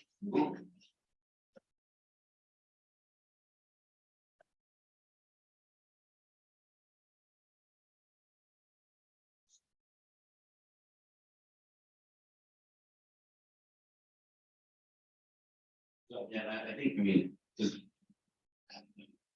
And I guess we talked about last year too, about seed money, right? And where we're at, and I know we're not following the seed money. Because like the shot nets. So. I guess maybe we just go through and give our thoughts down and see where we're at. Okay, so on the spreadsheet, we have a few different things to highlight. Do you want to go through and award them based on how much available funding is left? You want to just fund them all fully first? I think we should go through and fund this thing to see where we're at. Because I doubt, some might get fully funded, but normally if you look at the past history, it's not. Yeah, let's just go through one by one. So, see what we can end up at. Typically, if they're a first time applier, if they've applied for the first time, or they haven't applied for several years, we only do half. That's typically what we do. So, Just so you know. because this mini grants and major grants, they don't correspond with our. And so. These are office space. Yeah. It's on this for a little. Okay, so the first one, Central Response. okay, so they're new, they'll be steamed over the ground. So if you want, if you want to go get, we obviously have enough, but of course, we can find it really easy. Right. So if you want to just go down. We want to just go down like. Yeah, the presentation. If that's what your note, like your notes are all in that order. So you got Nagami African culture. So. They're asking for 9950, we gave them 4,000 last year. I'd like to give them 4,000. I think I agree with that. I think I agree with that. Because you're not giving them more money, but you're giving them what they were able to do a faster on that. And that's why, ask the question. Big piece of pie, but no have, you get this sliver, are you okay? And most of them say, you can make it work. That's Yeah, probably. I would assume that obviously if you saw something that they presented to you that was over and above, better than what they had been doing, that's when I assume you would probably go, oh yeah, I think maybe we should give them a little more. Otherwise, like, since expenditure says, well, if you're really just trying to do the same thing, I mean, you're looking to expand, but that's different. That's a story, choice right? too, though. Yeah, You don't necessarily have to, but if you're just given a certain budget, you can stay within that budget because you did it. So. But actually, because expenses have gone up, they will be having to become more efficient, and that's what we want. We don't them to just say, oh, we can do whatever, we can get as much money as we want. This is helping them stay on this thing. Let's see, so we have the Canton Fire. Yeah, so Canton Fire, what are your thoughts? I thought we should drop it 45 pounds, just, they're a great organization, I really like what they do, You're tough, okay. but they need to be a little more efficient. It's only $500, but we have to stick to the budget, man. You got my vote. Yeah, I like your idea. 4,500. 4,500. Okay, so that's, so we did, okay, so that was, and then this was. And So how do you talk cultural alliance? I need to, I had a question mark on that. Yeah, I have a question like that too. They asked- Look at their total budget is one. A big budget. $1 million. Is that something to advertising? Yeah, that pays for marketing, I didn't. Yeah, 22%. I didn't see. You know, it's basically $20.66 per person per cost. For pinpoint ads, and I just don't know, how do you? They said 22% from Orem. And that's 484 people, so I mean, you're giving them, Well, I don't know how you. last year they were awarded 15. So I dropped it to 500, it was just 1,000. Yeah, I. Okay, 1,000 bucks. Yeah, I just is at zero or low ball. That's what I know. Yeah, cause when I do a question mark, I don't get it, like. Yeah. I agree. I mean, like, they obviously have a good website that is drawing traffic and it's not, I don't know how you. but it's not. Yeah. No, the push Orem, Yeah, no, I agree. I mean, for the bang for the buck, I don't Good know. with 1,000. Okay, Yeah, $1,000, okay. yeah, 1,000 or less. Okay, then we have the mental health fit. Well, they're new, That's $180,000, they're asking for 8. 1 day festival, 300 people. So to me, I don't think the value's there. Well, for me, it looks so disorganized and unfunctional. I couldn't really tell what they were getting us. Right. Even if there were 300 people there, where did they get those people? Where did it was weird to me. So you cannot fund, I mean, you can. Zero. Not fund some. We will develop and bring Showcase Film Festival, see it the way. This company.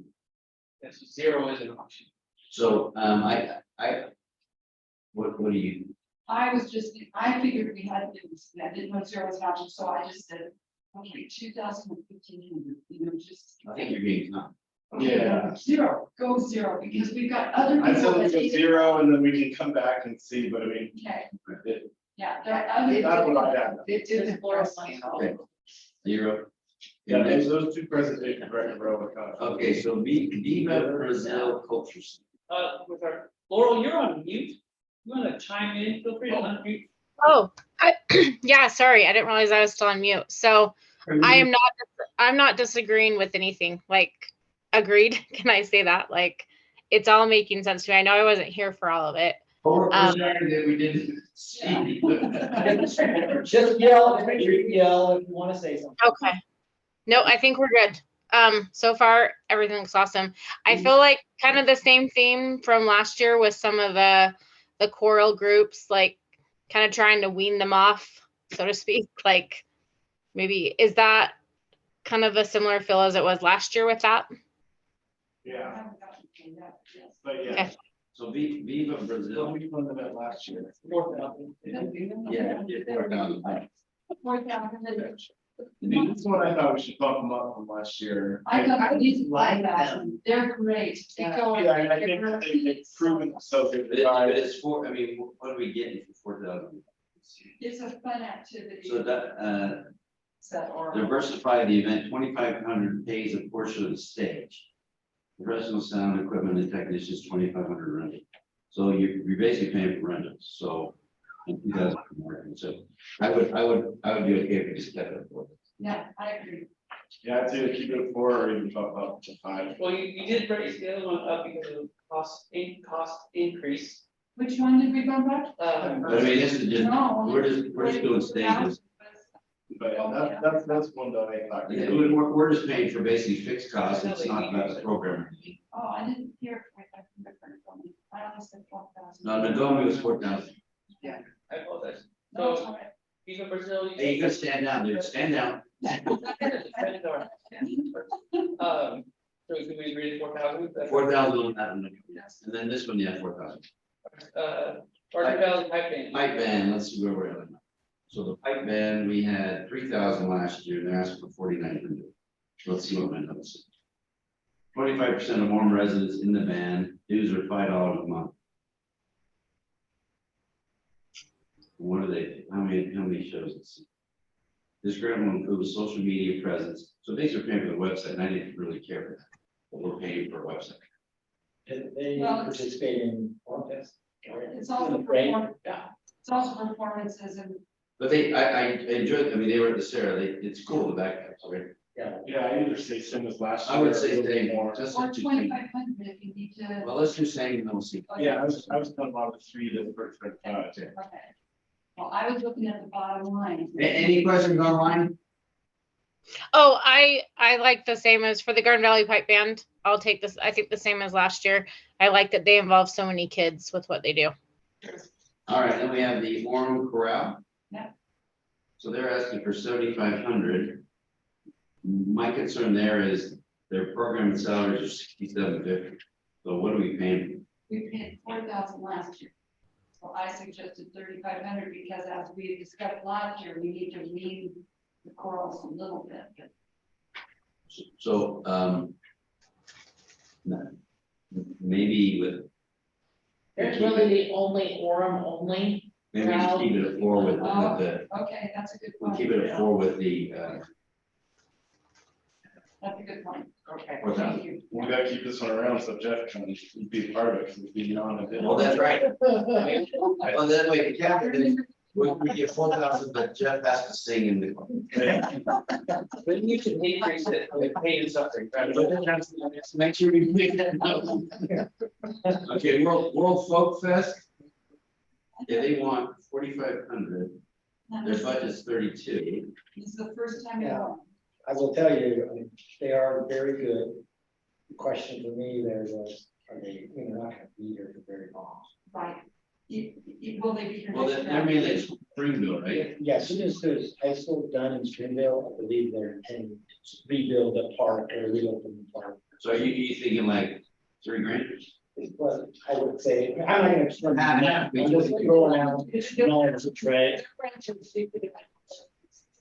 why don't we just make it 2,500? Yeah, that's fine. Yeah. Okay. Any online, you okay? Yep, sounds good. Okay. Then we have the, Heritage.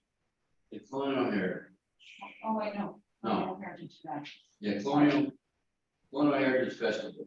Last year they got 9,000. Yeah. So they have a 25,000, so this is a huge, I love I this. think it's, what did we do last? I did not. I think we just keep it. Yeah. They got 9,000 in the past 2 years. You want to fully fund them? I have a full, I think that they. But I thought we should have them be a little more efficient. They did struggle a little bit getting all their paperwork in this year. So- Just so you know. So let's, then what do you think? Just 9,000? Yeah, did you think 9,000? You said 8,000. 8,000, just to give them a little, you Well, know, but it- we're watching. Well, I think with the 4th of July, I think that what they do, I'd be fine with 9,000. I mean, out of 9, I'm even full. I'm 9 or full. I Okay. love that. No, I do, but I think, how about Yeah, online? so we revisit that, one. We'll see if we can't get it. So let's put 3,000 for now and just to see. Let's do 95. Yeah, I was gonna say, or if you do it full, maybe have that, I don't know if it could be like conditional, like we're funding you fully with the expectation that your paperwork will be. And if they're struggling, They weren't, they just had a hard time. no, getting their struggling with paperwork. paperwork, then that, because that's part of the process they have to. And that was one thing you guys wanted to know about. Right. And that bothers me a little bit, because if they're getting our money, the money from they need to be very careful with it, they need to have somebody's on task. And they've always been until this past year. So let,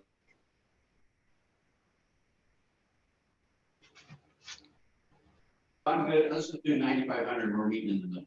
Okay, that's good. All right, heart and soul. So they are not new, but they're new-ish. They haven't applied for several years. Okay, so this one here, they have a $285,000 budget. They're asking for 3,000, and my notes were 120 per performance. Isn't that wasn't it the 25? 25 plus performance institutions. Yeah, I don't know. Yeah, that's $31. No, this was, I thought this was good. I put it in the whole. I think I felt. Because that's gonna bring a real value to our community. Okay, so 3,000 on that. Yeah. Because I felt like they were totally focused on. Oh, yeah, later. Because Harvard was Take a row, and that's on one. you know, it's on that heart and soul. Heart and soul. So they asked for, well, in 2019, they got 3,000, 4,000 in 2020, and then they disappeared with COVID. And they came back because, okay, that'll get it. All right, Utah Baroque Ensemble. Yeah. So we gave them 4,000 last year. They're asking for on top of the minis. Utah Baroque Ensemble. 38 members, 60 members more, four performances. Mike, I guess the expense there is 3,500 program independent content. So what do you think? I thought 3,500, if I Yeah, recall I got correctly. that. I'm good. I'm good with Okay, 35. thanks. Okay, so you want to cover those contracted performers? Yeah. And they put the other. Laurel? Laurel? Sorry, what was that? So we're thinking 3,500 for the Utah Baroque. Utah Road. Okay, Okay. Yeah. All right, next, National Institute of Story, National Institute of Story. Let's see. they're asking for 3,600, last year they received 3,000. And let me see. So their budget's $5,000. This is the one that It's the story. we were gonna check. I did. Bryce said that I talked to Bryce the other day, he hadn't had a chance to talk to Mike yet, so I haven't heard back. Well, I just remember from the past that it's very minimal on kids. So, very minimal. But it's $25. But what would we give them? So in reality, maybe we got 2,500. Yeah, 2,500. That's one. Laura, you okay with that? yeah, I'm just saying yes to everything unless I say no. Okay. Just- all right. We don't want to leave you out. And see, Yeah. you don't really left out. Your vote is like, I can hear, oh, there. All right, Roots of Freedom. So we did 49.99, and last time we gave 4,000, so I think maybe 4,500. Well, Yeah, I was thinking. that, I mean, they did citizenship, so that it sort of, it goes with the 4th of July. Yeah, I know that, I like them, but we're trying to be Tony. Yeah, but I mean, like these are like, it's just a one-time 4th of July, so I don't think you can really. Oh, the benefits huge. I think it could be full. Okay, good, thanks. So you want to do You want to do full or 45? I just say full. We wanna- I'd say 4. 4? No, well, let's do 45. 45. What's the final verdict? on it? 4,500. All right. If not, I'll be doing it. Well, Making a note of each one to maybe. Yeah, there's a handful. Okay, that so I'll come back to. Forgot. Military History Days. So you're doing the same. Technically, same group, we bring. So is this used to be Vehicle. the freedom vehicles? Yeah. So, True. I mean, that, yeah, so They're fun. that is awesome. They do the stencils. Yeah. So what did we give last time? They only asked- 3,000. We gave 3,000. So I think it goes along with what we just did with Scott Smarty. So what did we give last? Yeah, I'm okay with it. What do you want? 35 to 4, yeah. Because I would tend to be, because just the cost alone, they get the vehicles, I'd say. 4. Okay. 4. Yeah, we're just cruising along here. Thanks. Jonathan X, So we gave them 4,500. They're asking for 6,500. They've been around a long time. And guys. but It's 4,000. the thing is, the facility rent, 2,600. Or is it, because they paid for this, the cold storage. I always had a problem with that.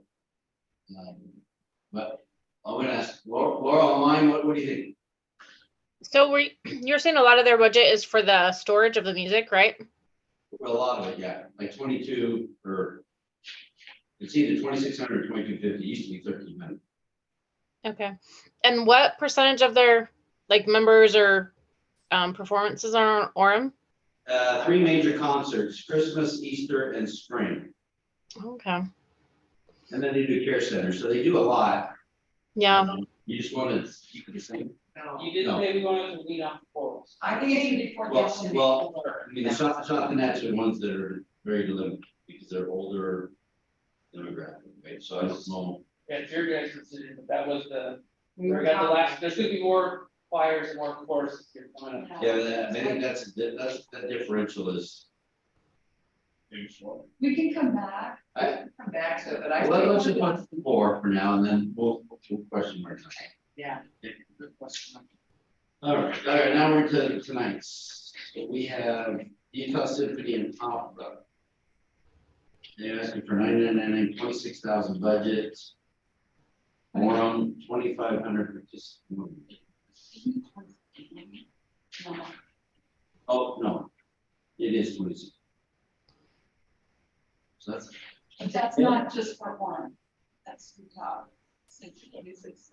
They must put that whole bus. So we've given them 9,000 for the last. Yeah, I know. Oh, that they do the Florida. Yeah. So we gave 9,000, the rest were 99, so you want to be like 8,000, Well, because of the history, you keep giving them 9,000, I thought. That's not here, so I put 9. I think it's one of the, I mean, I think they have some of the most participating, coming to their plays or showing. They're like my brain is tired. They're performing to the most people. Yeah, we want to keep them That's what I was. So maybe we just take it down. Yeah, that's nice. Was that a full fund or 9,000? 9,000. We ain't fully funded anything, right? No. No, we'll come back to that. Okay, Orem Corral. Oh, that should be the, Oh, never mind. Utah Shakespeare. Okay, so let's move, because we have Shakespeare. Because that was. Central Hispano. Central Hispano. Yeah, we'll just go, because what did the Shakespeare one in order? I'll set those one. All right, Central Hispano. So they're new and they're asking for $5,300. Oh, they're requesting, so they have no money. So where did they say they were gonna do this? It's in Library Hall. Oh, that's right, and they did do it last year. They did. But we did we fund them? No, we didn't, they didn't ask for money last year. Oh, this is one I asked if. Were they in coordination with? Yeah, and if you did, if we could do something with half or something. Yeah, I'd say 3, just cut that whole facility. Well, it's new, so I say 25. Yeah. You go, girl. 2,500. But I thought they had their stuff together for a new group. Yeah, I do too. But I think that's probably good, and if you have a good turnout the next year, we can say. Yeah. Yeah. Utah Valley Choral Society, Wasatch, Florida. So we didn't give them. They asked for 21, they were not awarded the 21. So back to the table. 4,800. So they have a $15,000 budget. And I'm saying, let's see, the dues, 65 member, whether you one thing in one. The one reason that we didn't fund them a couple of years ago was because it was another choir. And that was one of the concerns back then, just to throw that out there. That was. Well, that was, they were hoping for one. Or like they were like. I mean, we didn't give, I mean. Well, they were planning on having one in. So maybe we cut it in half, fund it in half. Yeah. 2,000. I like her. 2,000. That's more than. Yeah, I know, city council, they don't do those budgets. I guess it was like going.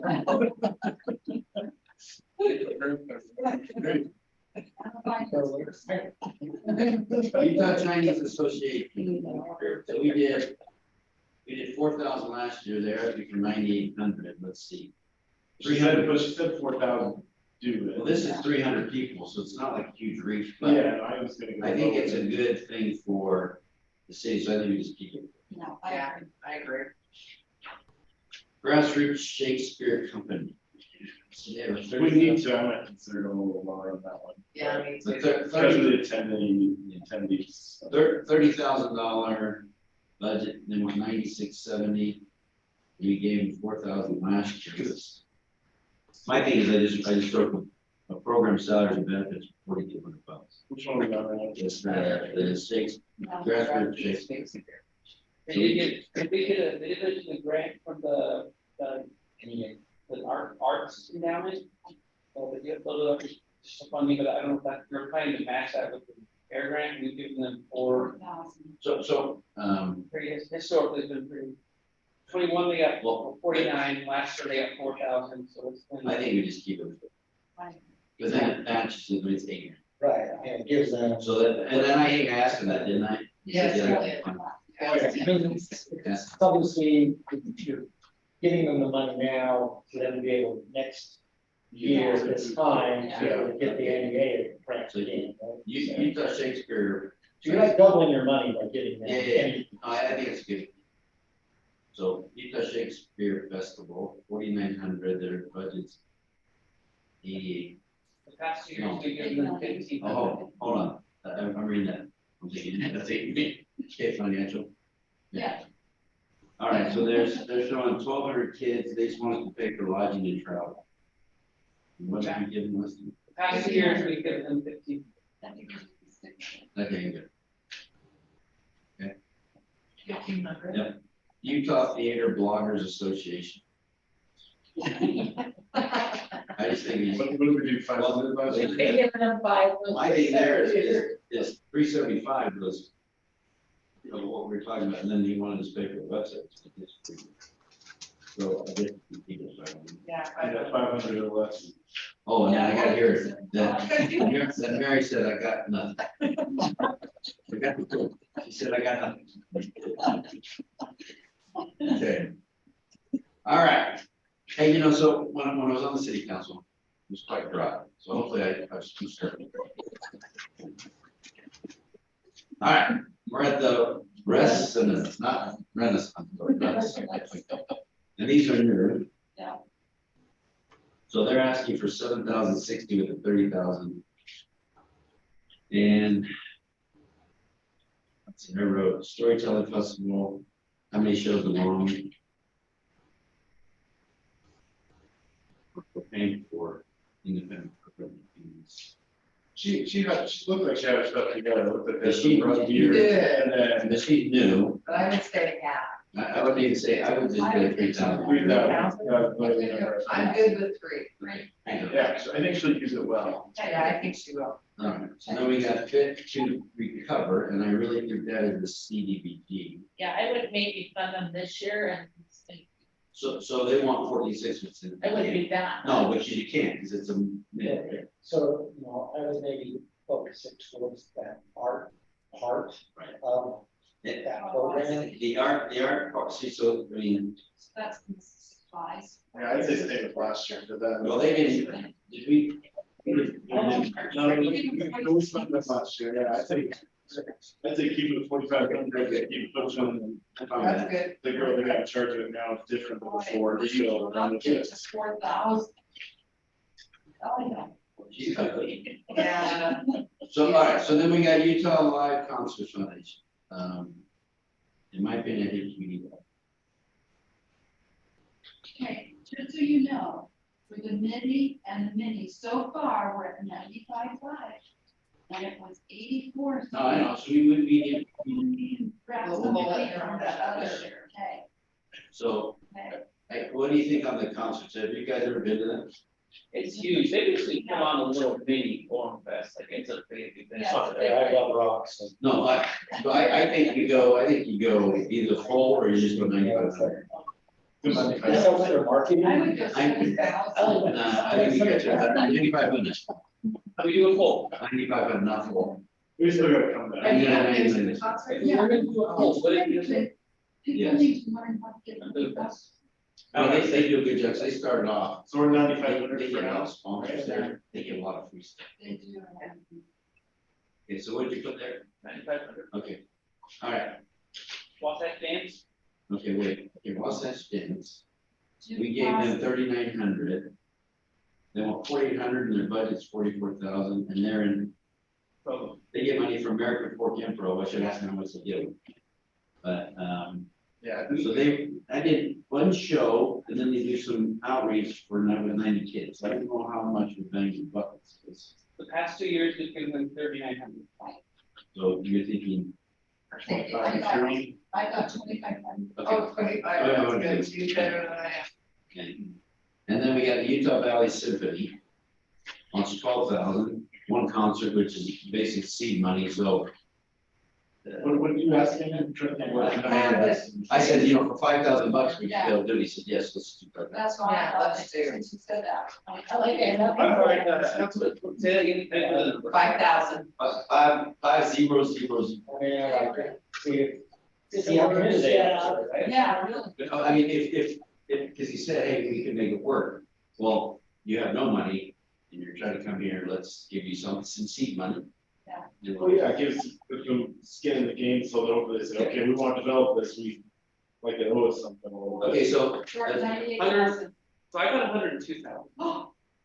Oh, my goodness. Well, whose numbers are right? I know. Oh, wait a minute. 50,000 for, Monday night. So what about the fifth one? They can keep sending. You said 0. Okay, all right. Mentally health. Okay, so let's go through, so let's go to the top. We got 2,500, Nagoma, Africa is 4,000. 2,500. No, Wait. those are alphabetical. You want to, let's just get a fresh look. Let's evaluate them in a different order. Okay, got it. So Central Hispano, we have, and so this, if we currently funded with round one, we have $940,833 left in funding based on this.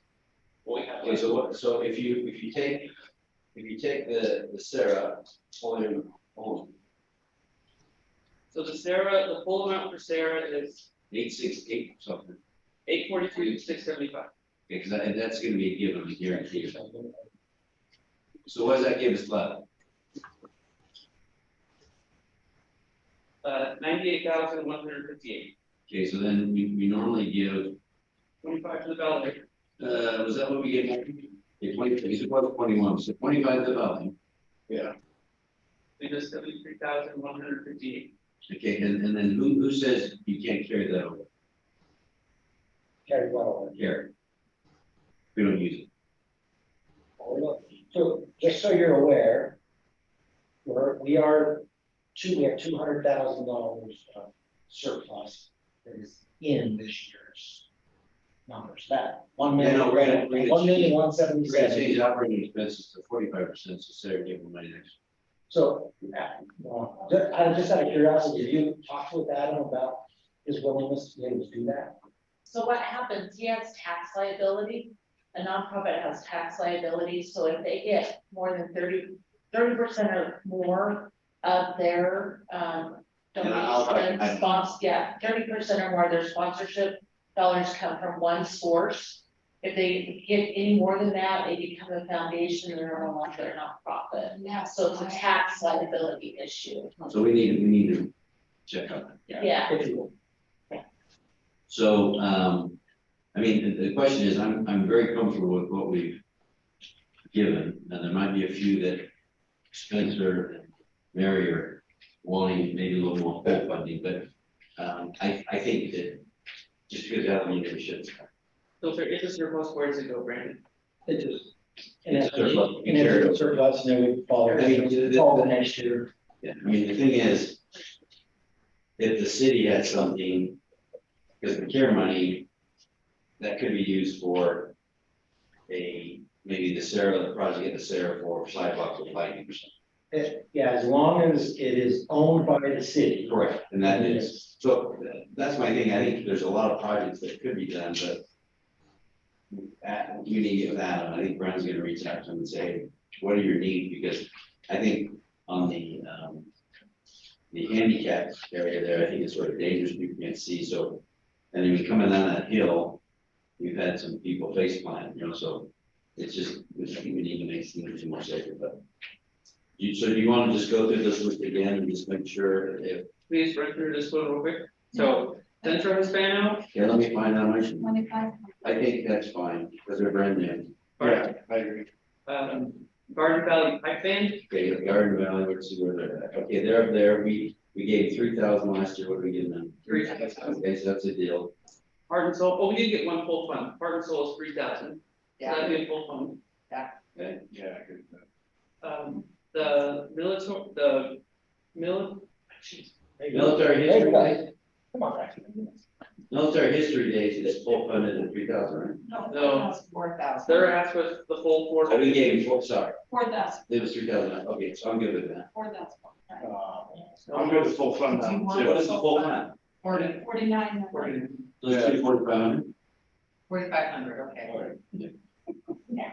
I just feel like I recommended. Yeah, let's do the 45. Okay, so where are we at? National Institute for Story, Okay, let's see, national, okay, that one we were gonna do what? that was a decrease from 3,000 to 2,500. Yeah. I think I'm good with that. I am good.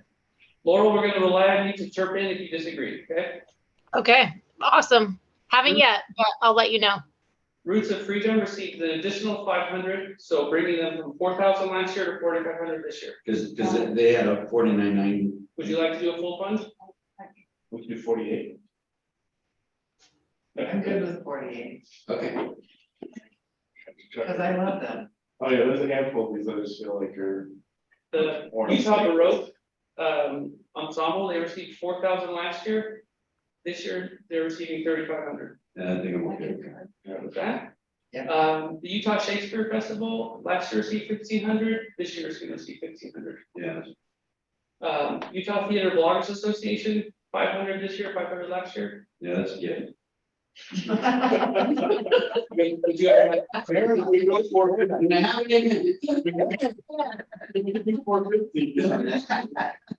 Okay, The Wasatch Corral, yeah, let's see, what's this for out? 2,000. So, Their original ask was 4,800. They're a returning customer, but they're not new, but we didn't give anything last year. they didn't apply for it last year. And then in 21, they asked for 4,900 and then they didn't work in it or they didn't come back for it. So So two, so you okay, what do you have? Yeah, I'm fine with that. I have 2,000. Okay, Contemporary Dance received 3,900. Excuse me, Wasatch Contemporary Dance received 3,900 last year. This year, we're gonna fund them 2,500. okay. The World Folk Festival, 2,500. What? World Folk Festival. Oh, yes. Well, that was, Springville Dance Company, oh, that or was, not, that's a terrible. That's the Springville. The Springville one, they're gonna bring the Warren Valley. so that was, we cut that in half, right? Yeah. Yeah, that's fine.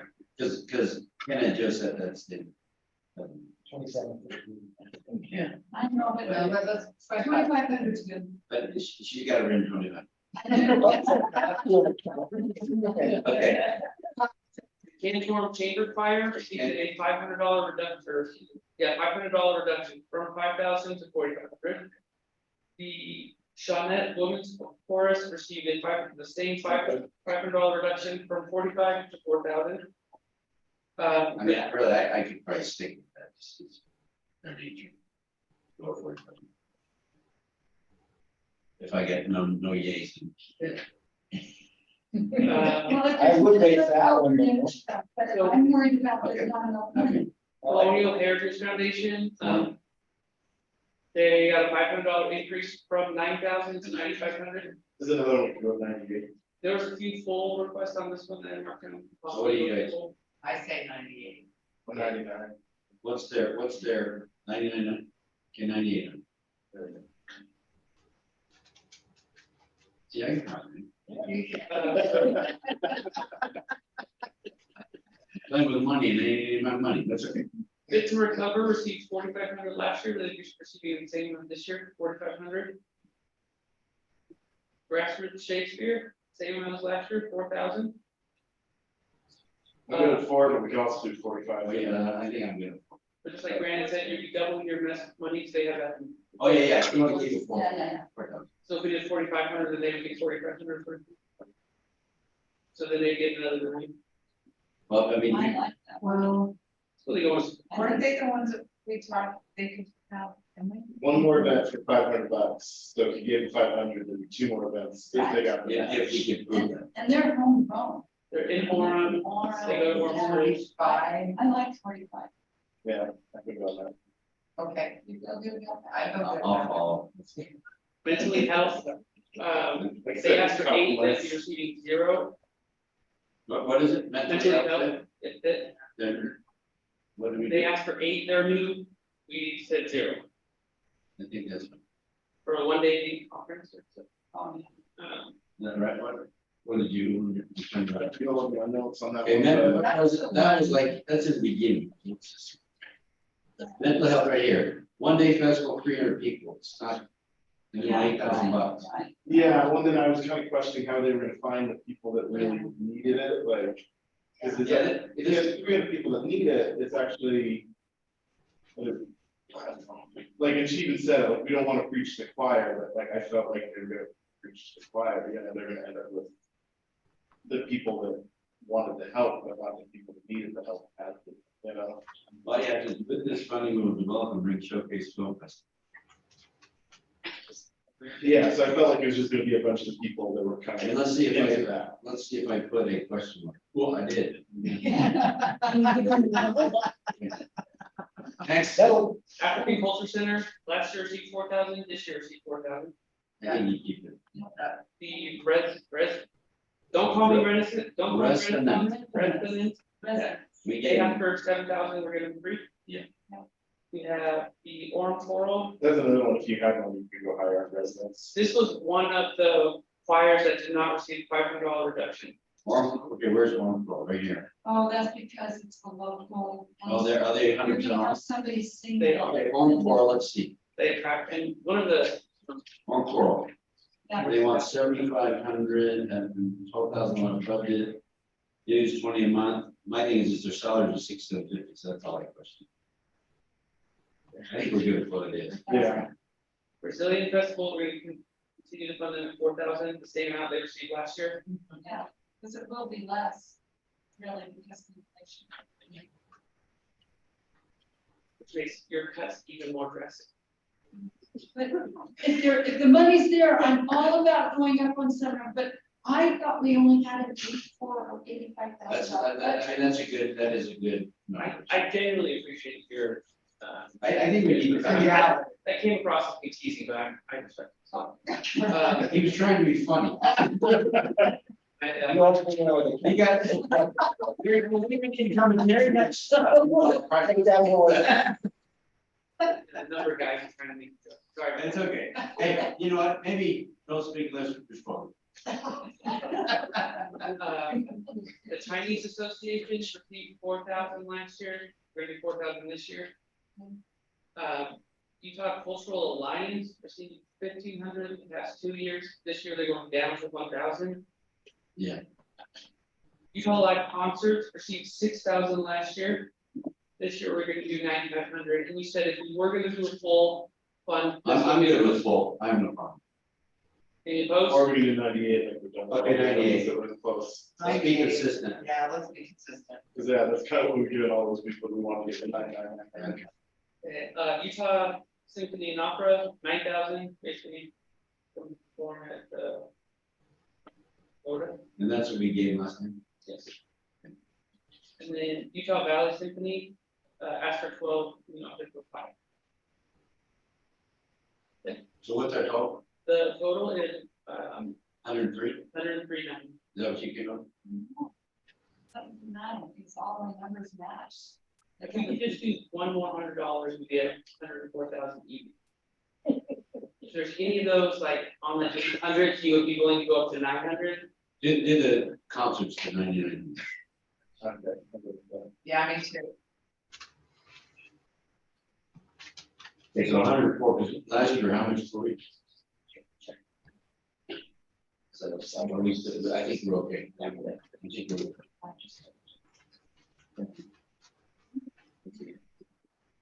You need my.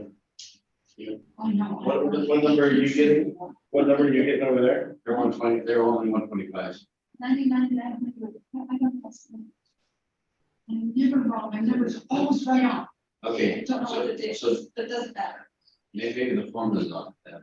I just checked. So I don't know. Okay, so, well, are your numbers correct? We just check performance. I just had a CPA value.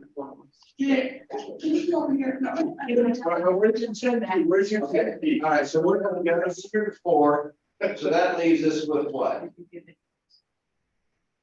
A surplus of 68,700. If we do, okay, but we still have to do. Or what is that? Yes, So where do they play? They're based out of American Fork, And where do they play? the Northern. and they also come in. We haven't given them anything in the past. They've been on my, mid or a mini. So what did we give them last year, you know? Yes. Because we gave them some. last year. 2,500. How much? 2,500. We gave them 2,500. TSO, you're giving 25. Why did they jump to a major? Yeah. They asked for Okay, so 2,500. 25. For TSO.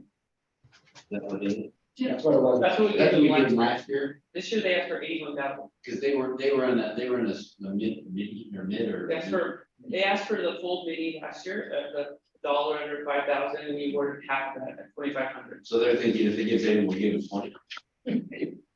That's so what he's adding for us. I haven't read their applications. I don't know what. Is it in here? No, because technically, care commission is You're not not- awarding Right. those.